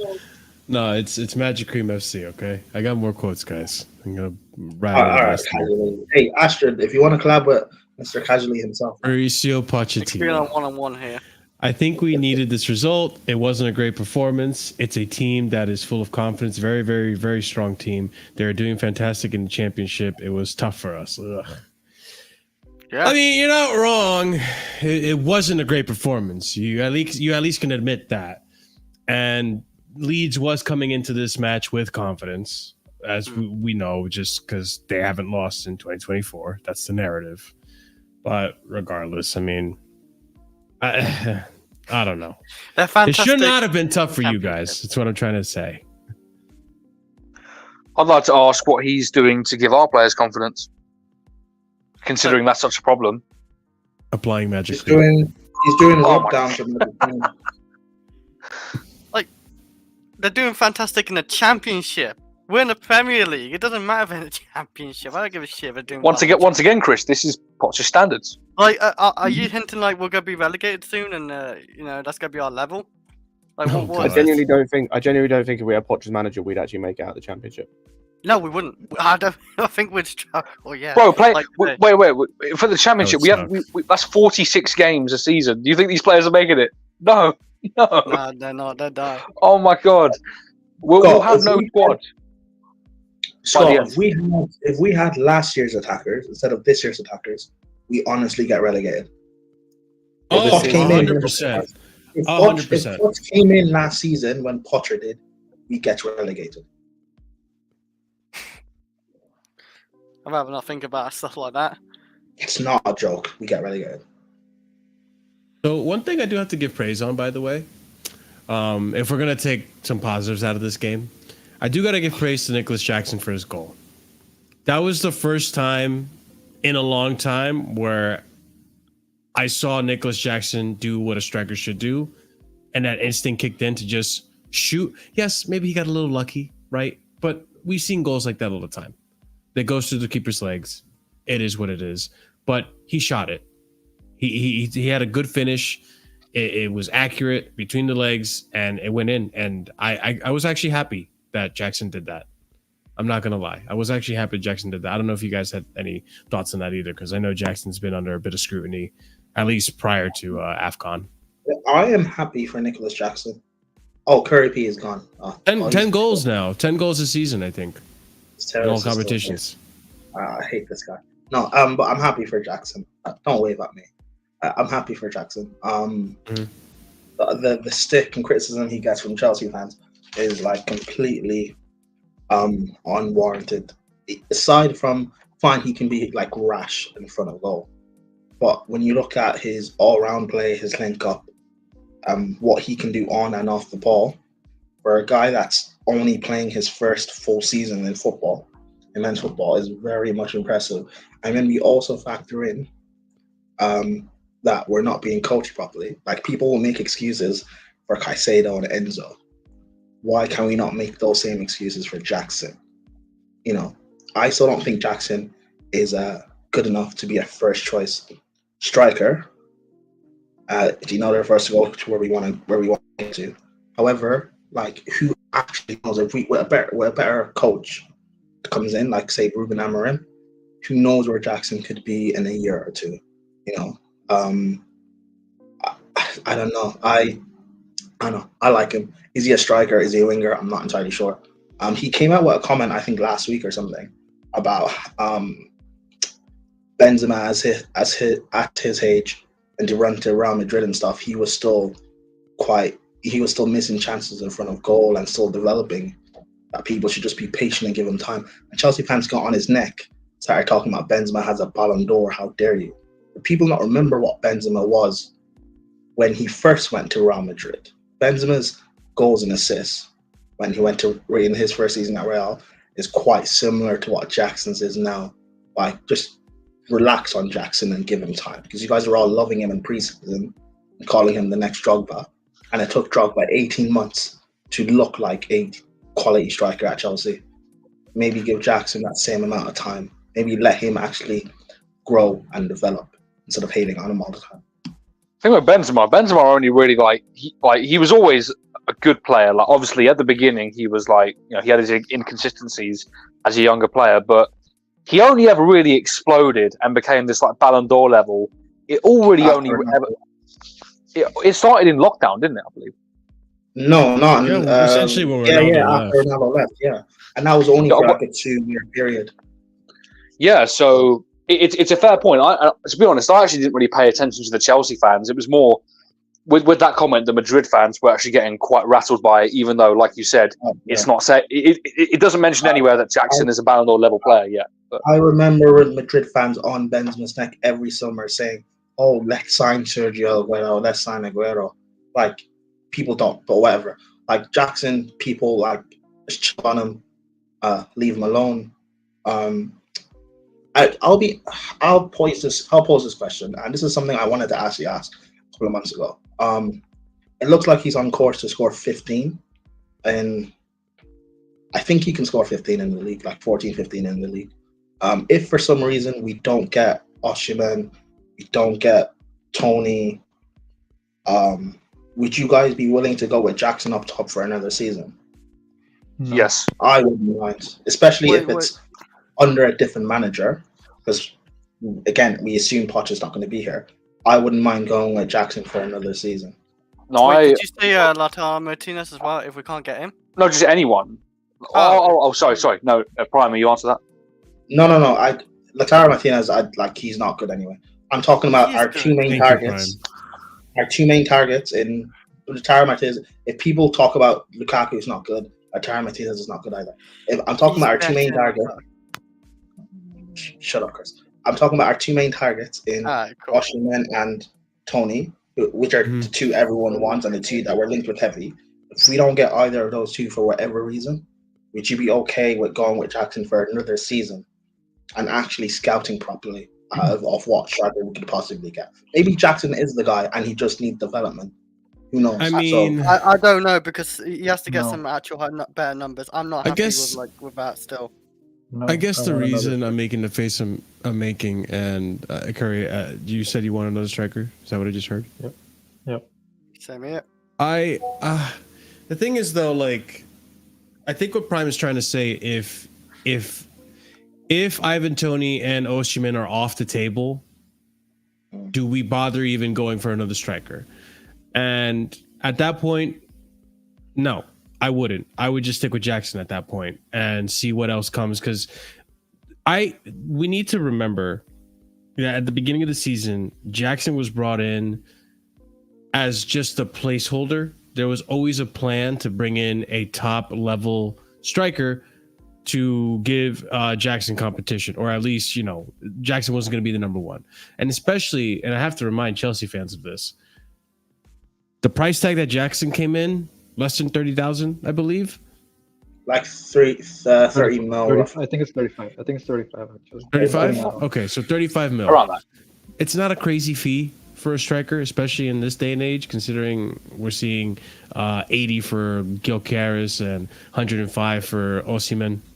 Look how much Højlund costs. Højlund is not better than Jackson. I don't care what anyone tells me. Yeah, Højlund. I don't know about that. He might be. Not better than Jackson. Højlund's good. He's not bad. I think Højlund's a better finisher, but Jackson has a better all-round game. You go off early on with Højlund. Højlund wasn't getting better. I did not say Højlund is not. I did not say Højlund's not good. He is good, but he's not better than Jackson. At least not for. He's not double. Chris, would you rather? Actually, are you trying to tell me right now, Chris, you'd rather Højlund in the team than Jackson? I think they're both the same round. Like right now as the player, I don't know. I don't. Yeah, like I don't know if like Højlund would be a better player in the future. I don't know, because Højlund isn't he younger, Jackson a little bit younger. I don't know. Like, I believe so. No, but, I like, believe the one thing I like about Jackson, it costs 30 million, and Højlund costs 70 million. So Højlund's 21. That goes. Yeah, like I think he's a little bit younger, but I don't know. Like with Martinez, by the way, that guy has been scoring like 20 goals plus every time in the Serie A, yeah. And we're going back like Osimhen, right? Like he's only done like one season in Serie A. Like you're going back Martinez's link ups. Osimhen's not only had one season in Serie A. Chris, this is Osimhen's third season. This is okay. One season with 20 goals. Got it. Yeah. Lautaro Martinez. When was the last time he had 20 goals in Serie A? Wait, sorry. When was the last time Lautaro Martinez had 20 goals in Serie A? He's done it like 3 times in a row. This season's 23 and 24 games. Yeah. Like, you guys need to actually look at Martinez. I'm sorry, you guys actually have to look at him. Chris, I hear the lone striker thing, yeah? Okay, if it's lone striker, maybe it might not work. But I'm just saying Jackson and Martinez together, maybe that might work. That might cook. But everyone says Jackson has the skill. Wait, hang on. Yes. Hang on a minute. Wait, Chris. Chris, everyone says, though, that Jackson has the... Everyone says that Jackson has more of the skill set of the second striker mold rather than the out-and-out number 9. So why are you going to play 2 second strikers in the front 2? No, I think Martinez will be the main striker of the goals. I think. Hello, everyone. In that team, he will be the main. I love you. I know why you're here. I hate you. Well, you've been closely watching Martinez this season. William, brother, I know you rate Martinez, but like. He's good. He's not that guy. He's not that guy. Please. Sorry. Can I? Might be better than Osimhen. Like how you're asking the initial question if we don't get Osimhen or Toney, we have to send another. Again, like listen, my hope. Okay, let me like kind of clarify and really explain what I'm trying to ask. If Osimhen and Toney are the 2 main guys that we're linked with, whoever your preference is, regardless, I don't care. But if those are the 2 main guys that we're linked with, and those are the only 2 proven elite goal scorers out there in this moment in time, and we cannot get either of those 2 for whatever reason. I don't want, like, for me, Gyökeres is having a great season, a great season, fine, but it's his first season. He's not proven. I don't think he's worth spending like 80 mil on him. I'll be so real. I look at other strikers. People talk about Sesko. I don't think Sesko's really done anything to show that he's worth spending big money on him. Yeah. I look at all the other strikers around. If we can't get our first 2 choices, I would be okay using Jackson and maybe getting another Jackson and say Datro Fofana for another season. I wouldn't mind. until we actually scout properly for that guy. Give Gilchrist another season at Sporting. I hate you, Kirby. Give Gilchrist another season at Sporting. Don't just rush it now when these guys are not ready yet. That's Okay, my thing. Can I give Yeah, you counter? Okay, I'm sorry. Osimhen in the Serie A has only had one season where he scored over 20 goals, and he's won the Serie A once. I'd rather choose Lautaro Martinez, who's gone to a Champions League final, has gone to win the Serie A twice now. I don't care what you. If you want to build a play, you know what? I could do it like this. I think Jackson can hold up the ball, but Martinez is a way better finisher.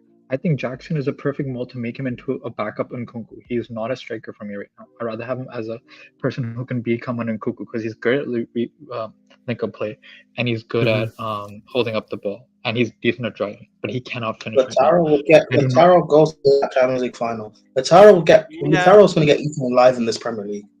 I don't think so. I'm sorry. I do not think so. Hold on, guys. Hold on. I want Curry to finish landing his point, and then I want Will to give his take so that I can give my take. It's not even specifically Lautaro. It's not even specifically Lautaro, but I'm saying if you're saying a proven, I'm sorry, Martinez is more proven to me than Osimhen. Because last season was the first season where he got over 20. You can say he scored a bit. The stats do back it. Yeah. That's what I'm saying. I'm saying specific with Osimhen. I get it more. When I say proven, I mean they've been doing it for a number of years. I don't just mean 20 goals. So Martinez. I mean they've been scoring and playing out for a number of years. So Martinez. He's had. That's what I'm saying. Martinez has never really been. No, because when Inter won the Serie A, he wasn't their best player. He wasn't their best striker. Yes, but he's still scoring 20 plus goals for 3 seasons in a row. Exactly. He didn't score 20 goals when they won the Serie A. He didn't score 20 plus goals in the Serie A. He did. I told you. He did. I told you.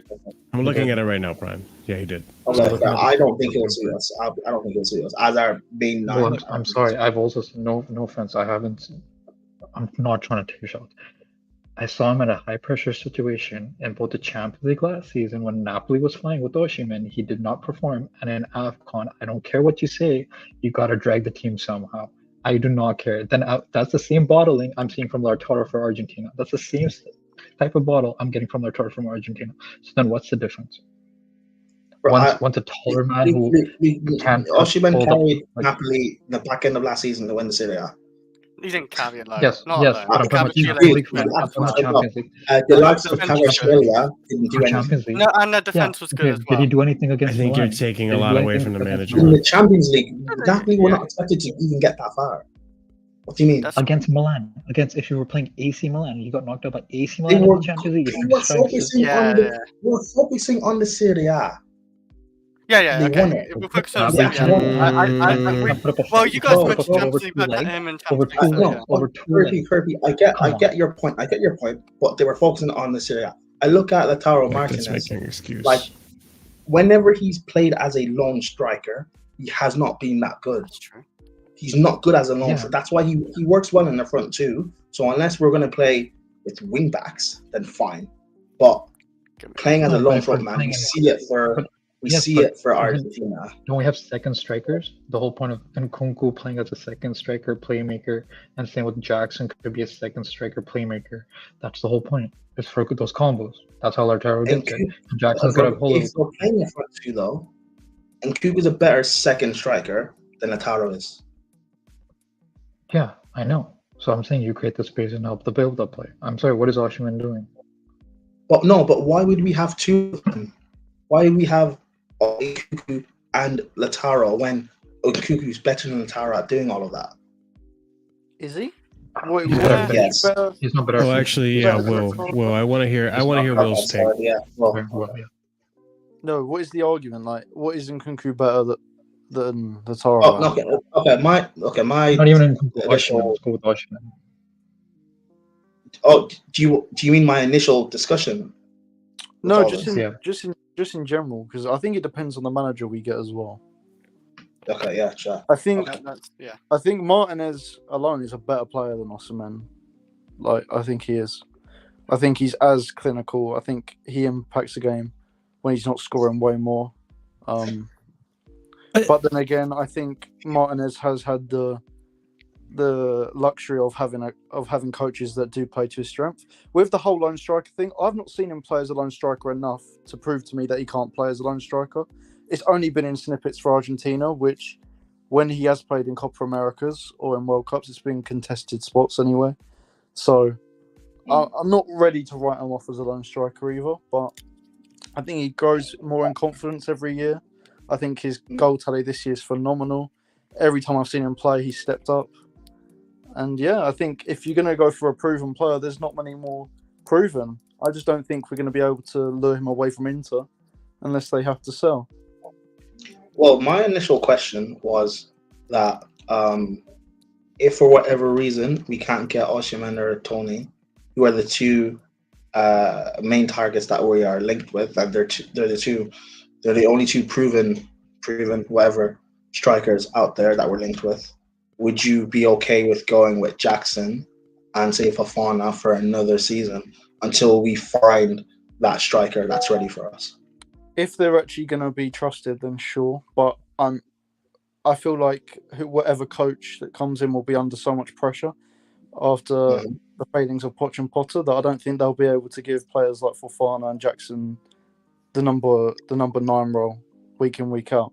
I think it'll let them down, and I think they'll be putting pressure on to get another number 9 in. I really think Jackson's had a good season. He's really, really surprised me in how good he's been for the money we paid.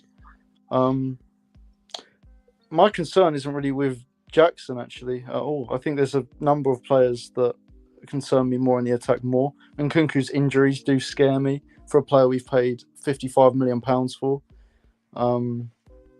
Sterling, I think, is finished. I think we need to get Sterling gone. So, yeah, I think getting a good attacker in this year is necessary, whether that's Tony, Osimhen, Gyökeres, Lautaro or Leao, just anyone. Yeah. There were links to Lautaro earlier in the season. I understand there were links to Lautaro earlier in the season, and listen, I don't think we're going to get him, Marshall, to be honest. I don't think there's a chance. I don't want us to. And this could be just plain ignorance, but from what I've seen from Lautaro, and most of what I've seen from Lautaro has been international football, because I do like to watch South American qualifiers. This guy's just not an intelligent striker. He just doesn't strike me as an intelligent striker. And I know I'm in a situation with Chelsea where beggars really can't be choosers, but this is the one time I'm going to be a beggar that's going to try to choose. And for me, like, if I'm frustrated enough as it is with Sterling, who in previous seasons with Man City has shown that he can score goals and he can be one of the best in his position, if I'm frustrated with him at this Chelsea team and what he's doing and his intelligence on the ball, I feel like Martinez is going to just make me drive my fist through my monitor. I disagree, Marshall, to be honest, because I used to not rate Martinez a few seasons ago, yeah. I didn't really rate him that much, but I think he just gets better and better each season, and it's getting to a ridiculous point now. I think when I've watched 26 goals. Yeah. Yeah, I mean, I am impressed by the stats. I'm not going to lie. Like, the stats are impressive. 35. When I've watched him to play, he's at the forefront of a lot of his runs. When I'm looking at this, not to interrupt you, I'm sorry. Well, I do want to mention this too. For those of you who do not know, in 24 games in Serie A, he has 23 goals and 4 assists, which is actually really impressive. But I mean, go ahead with what you were going to say, Will. And I would like to mention Serie A attacks, but he's quite a your thoughts on player that? as well. But he's very intelligent. I think the runs he makes open up a lot of space for other players. He's one of the best players with linking with his teammates in the world, and maybe that's down to Inzaghi as well, because they're a really well coached team. There's always a lot of options to create chances with. But yeah, I think he's one of the top 3 strikers in the world, Lautaro. Genuinely. Wow, that is right now. I think you've got statistically, I could see it, but not even statistically. Like, his link-up play is great, really good. I'm loving this. So I'm someone who watches Inter Milan. Like, I didn't watch so uncomfortable. I really had a close eye on him this season. Marshall, you said Serie A attacks. It's the same Serie A attacks we have for Osimhen. That's what I'm saying. Yeah, that's Yeah, and listen, I have not been. He almost has 4 seasons because 2020 to 2021, he scored 17 goals in Serie A with like 10 assists. So he's almost. You know what, Curry, this is racism right here. What are you doing? This is racism. Stop this. Not racism. No, I just don't want a Lukaku 2.0. You know what I'm saying? Like I dealt with Lukaku. But we say Lukaku 2.0. That can happen with. That could also happen with Martinez. If we're going to spend big money on this guy. I don't think it's going to be as big as Osimhen. Osimhen is costing 120. I think Inter is going to probably be 80. Martinez will cost up to 100 mil. You don't think it costs I any think more? it's 80. I think it's 80 because of his contract. I think it's 120. Osimhen didn't sign a new contract. I also think because of the financial situation of Inter. I think they're desperate to sell players. But that's not because the Serie A in general is in Serie A is in financial situation themselves. Can I just have one thing, by the way, as well? You know, earlier I heard mentioned Rafael Leao, and I rate Leao. But if the Italian league is so easy all the time, like Leao has got 4 goals this year, DeMarco has the same amount of goals as him. But people want Leao as a winger option. But then when there's players like Martinez, apparently they're not proven enough. When Martinez has, since 2019 has been bagging over 15 goals, winning trophies. Sorry, Osimhen's was 1. By the way, Prime, I know you rate Tomori, yeah? I could literally... I know you rate Tomori as a footballer, right? I mean, I didn't want Frank to sell him, but like every time I've seen Lautaro play these quote-unquote top defenders in Italy, yeah, he beats them every single time. It's so rare. Yeah, I mean, he does because he plays in the front too. No, but that's not necessarily true. He does pin to defenders quite well as well. He moves into space very well. I think players benefit off of him as much as he benefits off other players. You know about Rooney Amorim, right? I'm assuming like you've watched a decent amount, but I'm not an expert. You know about him tactically. Sorry? You know about him tactically, right? Say that again, Prime, you cut off. Do you know about him tactically? Tactically, gotcha. Yeah. Do you know what strikers would suit him? What strikers would suit him? Because we can talk about Osimhen and Martinez and whatever, but like, from my whole thing is, regardless of my personal preference, I want us to bring in players that actually suit the next manager. Fair enough, but also Prime, we're also linked with Inzaghi himself, and he could just want Martinez. Literally today, we're linked with Inzaghi. Literally today. Yeah, I know. That's my guy who's been coaching for 3 years. But I know. But that's my thing, Curry. If we get Inzaghi and he wants Martinez or a striker similar in the mold of a Martinez or a Thuram, they have Thuram. I don't mind. Like my preference doesn't matter as long as we get the right manager. I'm not bogged down on Osimhen. Okay. You know, okay, that's fair. To be honest, if we get Osimhen, I expect apologies from you. From what I've watched from sport, because he said that I'll change it back now. You're not stuck on Osimhen, I'll change it back now. Like, I'm not gonna act like I watch sport in every like week or shit like that. But like from what I see from their output, it seems to be more centre forward focused this year. Because before their output was quite shared across the front three, especially with players like Pedro Goncalves. So I don't know. I think Martinez would fit into many teams. I think Gyökeres would suit Amorim, obviously, as he has done at Sporting. I think Osimhen would suit Amorim as well. But it's all about getting the best player possible. I disagree. So, like, I don't know, am I a genius, or am I the only one that seemed to understand what Curry was trying to say with Jackson and Martinez? Because Martinez doesn't work without a physical striker, which we don't even happen to have. I think he's meant to say that. Like, Jackson is a very, very physical player. He's very physical on the ball. You see his hold-up play. You see how he can hold his ground against Konate and Virgil van Dijk when he's at his best. We've seen it earlier in the season, and to the extent we saw it against Liverpool. He is that physical striker.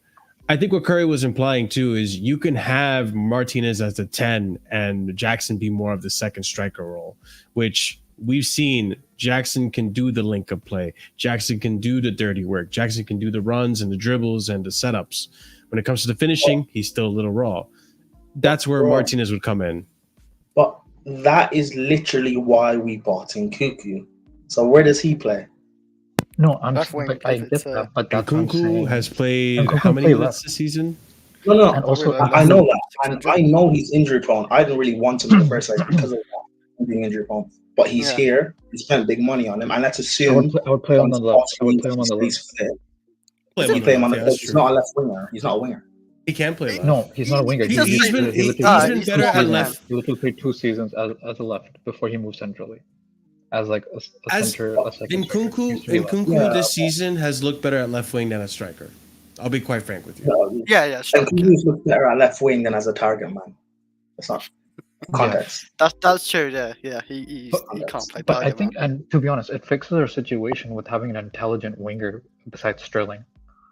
Like, I just think of him as another version of Palmer, but on the left side, like a playmaking. And to be honest, driving, I think they're and interchangeable. I can't believe I'm actually entertaining this. They're taking away from his best attributes. I'll be so real. 2024, man. Marshall wants Martinez. Shut up, Chris. I can't believe I'm actually entertaining this idea because I see the versatility in it too. Yeah, it becomes a fluid. Exactly. Everyone can interchange. Everyone can play make for each other because everyone's good at God damn it. So everyone's just flowing. That's an actual free-flowing attack. When you have a Palmer on the right, you have like a Jackson with Lautaro, good touches, good setup play, and then you have Nkunku on the left. They can all pass to each other. They're all good. But Will just said that we shouldn't have to. The manager coming in will have so much pressure on him that he won't be able to go and rely on Jackson for a full season. So Jackson Jackson as the lone striker, not as an option with the Lautaro. He's saying as a lone striker, you're saying if we didn't sign an Osimhen or Tony, would you trust Jackson? And he's saying no because there would be so much pressure. And we're saying yeah. So you have a Lautaro Jackson with Palmer and Nkunku. So that's a fluid. No, but front four as in they all start together. Not necessarily because but not necessarily though because like Nkunku's injuries anyway. Like we know he's gonna have. Yeah, but we're saying if they're healthy. I'm talking about everyone. I'm talking about best team. Yeah, even if they're not always playing together, that's not an issue for me because they can just rotate. Like we need good depth. We always go on about how much depth we need. I think, and that doesn't always work because I feel like in the past we've said we need great depth, and then a player ends up getting isolated and left out of the team, and we always end up losing from that situation. But in theory, we do need depth, whether that's signing another player like Lautaro or trusting in someone else like Dacho Fofana. We need more options that are reliable to play. Because if you rely on Fofana, we're gonna have the same pressure because everyone's gonna be like, guys, we now just have Jackson as Fofana as our striker dubs. No, I only said that because when I look at the other striker options, Gilchrist, like he might be having a good season, and maybe because I haven't really watched him that much, but he's having a good season. But I don't think he's worth spending that amount of money on a one season. I agree. Striker. How much is it? When we could have bought him last year. We could have bought him last year. Boniface. So why don't I go Boniface for is the same thing. He's having one season, and also he's injury prone. I don't want to spend that money. I know he got injured recently. No, but he wouldn't cost that much. I'm expecting 50 million from him. I'm not. He's got a 30 million release clause. Exactly, bro. 30 million for Boniface. That's literally Jackson money again. I don't think he's that much better than Jackson. I don't think he's that much better than Jackson. I know he's Nigerian. Are you kidding me? I know he's Nigerian. I know he's Nigerian, so I have to defend him. But I don't know if he's that much better than Jackson. And also, by the way, I don't want people to act as if I'm this Jackson defender. I'm not. But I'm just thinking like I'm looking at the other strikers around, and they cost a lot of money. And are they that much better than what we actually have? Yeah, I see the point. Because I also get the same thing with like midfielders as well. I was having an argument earlier about someone that they wanted to play. I think it was Amadou Onana to come in. I was talking to someone, and they wanted them to replace Gallagher. But I wouldn't do that swap, even if Onana is the better player. For what it would cost us to get in someone to replace someone that we already have, that's on the books. Like, it would make no sense. So I get the point with Jackson. I do get it. I was gonna say with the midfielders, even we sell Gallagher, we shouldn't really need to be buying midfielders. We've got Ukuchuku, Santos, and Carney. Yeah. Like we got midfielders there for depth, and Lavia. I know he's not been here, I know he's not been here this season. It's like we're not brought the player, but he's here. Like we don't need to buy no more midfield. I think, listen, Our midfield's like, set. Even whoever Gallagher. we bring in, like, it needs to be suited towards the manager. Yeah. They need to be players that are experienced. I don't necessarily mean based on age, but based on them having played like a lot of games over the past like 2, 3, whatever seasons, and them being elite or on the way to being elite in their position. And also no more injury-prone players. I'm sick of them. I'm so sick of them. You know who is an injury-prone? Martinez. He's always there. He's always available. Chris, take your face out of his ass for a second, please. Well, not. Like, I've been wanting that last season, man. You could think of him as new gen Higuain. Like, he might just be a good league player instead of international. Like, there's lots of... Pita. Huh? The Pita. I'm saying you could think of him as Higuain in the sense of internationally he's ass, but domestically when he's in the league he's banging in goals. Yeah. Even Aguero, I don't like. There's been lots of players. Yeah, Aguero's not been good internationally. He's been bang average for Argentina. I mean, we know Chelsea's record of signing these. No, that's fine. Don't worry. Bring in Martinez. No, signing what? Signing what? You gotta see him here. You're gonna like it. You're gonna like it. No, because we had also an amazing record with our last signing, who was top in Lukaku. Right? We had an amazing. You know what? That too, right? Yeah, but Lukaku. You know what? Lukaku was also in the Serie A. Chris, you fraud. Chris, you fraud. No, Lautaro cannot come to this club because Chris rates him, and every single striker that Chris rates flops at Chelsea. We can't have this. I caught you. You thought you can get away with it. Okay. You thought you could get away with it, Chris. You really did. Is this all going back to Timo Werner? You really This is your doing, Will. I know what you've been doing. You've been brainwashing this poor child in the background. No, Will's actually been watching a lot this season. Wait a second. Chris actually knows ball. He needs a rebrand. Chris needs a rebrand. He needs a new profile picture. Sorry. He needs... Yeah, he needs a bit more. The fact that statement needed to be said was kind of crazy. I'm sorry. I hear it. Chris knows ball. Chris, you know what? Chris stocks needs to be on the rise because Chris knows ball. I'm just saying. If Martinez comes in and balls out, with it, you'll be kissing my feet, then Marshall. You gotta be kissing my feet. There's sometimes I listen to the show and I hear Chris get cooked and I low-key agree with him. So, maybe it's the confidence thing, man. Hey, maybe it's the confidence thing, man. Chris is my close Absolutely shameless, man. Oh man! All right, boys. I mean, that being said, listen, I feel like I peppered up a little more when we talked anything outside of the game. When we talked the future of Chelsea and not the present of Chelsea. That's what got me all peppered up because I was in a horrible mood when I saw that game. I'm not gonna lie. I came in this mood with such fucking dictator energy. You had no idea. I'm glad we're able to turn it around. Yes, we're gonna cook you. Don't worry, Chris. No, the chat's cooking me. I'm just. What are they cooking? What are they cooking? I'm getting cooked. I have horrible takes. I have like. Oh damn. Like a symbol or something. Hey, the OGs remember. The OGs remember, man. Oh my God! And you know what? This time I get it right. This time, man was prepping up Almiron in the chat the other day, man. Jesus Christ. Hey, listen. When Martinez flops. Hey. When Martinez, we will be here. I'll start writing the slander names. We will be here. I don't think we'll go again, but we will be there. We will be there. All right, ladies and gents, let's wrap it up. Thank you everyone for joining the stream. If you haven't done so already, do smash up the like button. Subscribe to the channel if you haven't done so as well. If you're new, because it does help us out. We're really close to 2.5K. So if you're new here, please just hit that subscribe. It does help us out tremendously, and I would greatly appreciate it. Hit the bell notification so you're notified whenever we go live. Check out the links in the description so you see all the content we have available. And leave a comment if you're watching in the future and doing the playback. So we are going to raid. We're going to raid the fraud, Jacob, over at United Spurs of America. I do a show with him on Mondays called American Waffle, which I just updated the Casually FC page. You can see the playlist that has American Waffle shows that I've started. right there, and you can see all those in that playlist. It's all there, set up and nice and easy for you guys. Before we end the show, as always, I'd like to give shout outs to the proper casual and higher tiered members, and big up to everyone who just re-signed up to the casual tier today.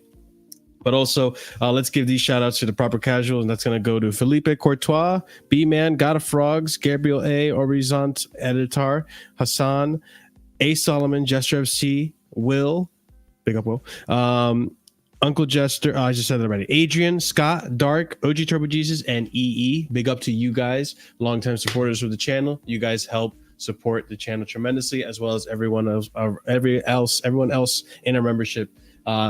4 tiers starting at 99p. Consider signing up. You get some awesome emojis, and more emojis come the more members we get. So I have plenty of awesome emojis for you guys to use. So that being said, we're going to raid Jacob, United Spurs of America. Let him know where you're coming from. Show the love. And as always, guys, we'll see you again.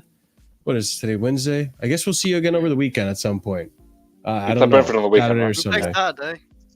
Yeah. So we'll see you Saturday and Sunday. Can't wait for that one, by the way. That's going to be fun. Yes, it's going to be amazing. But ladies and gents, by the way, final say. Man's bagged a hat trick and an assist. Curry P, enough's enough. Have some shade. All right. Anyways, you guys have a wonderful night. Stay casual. Peace.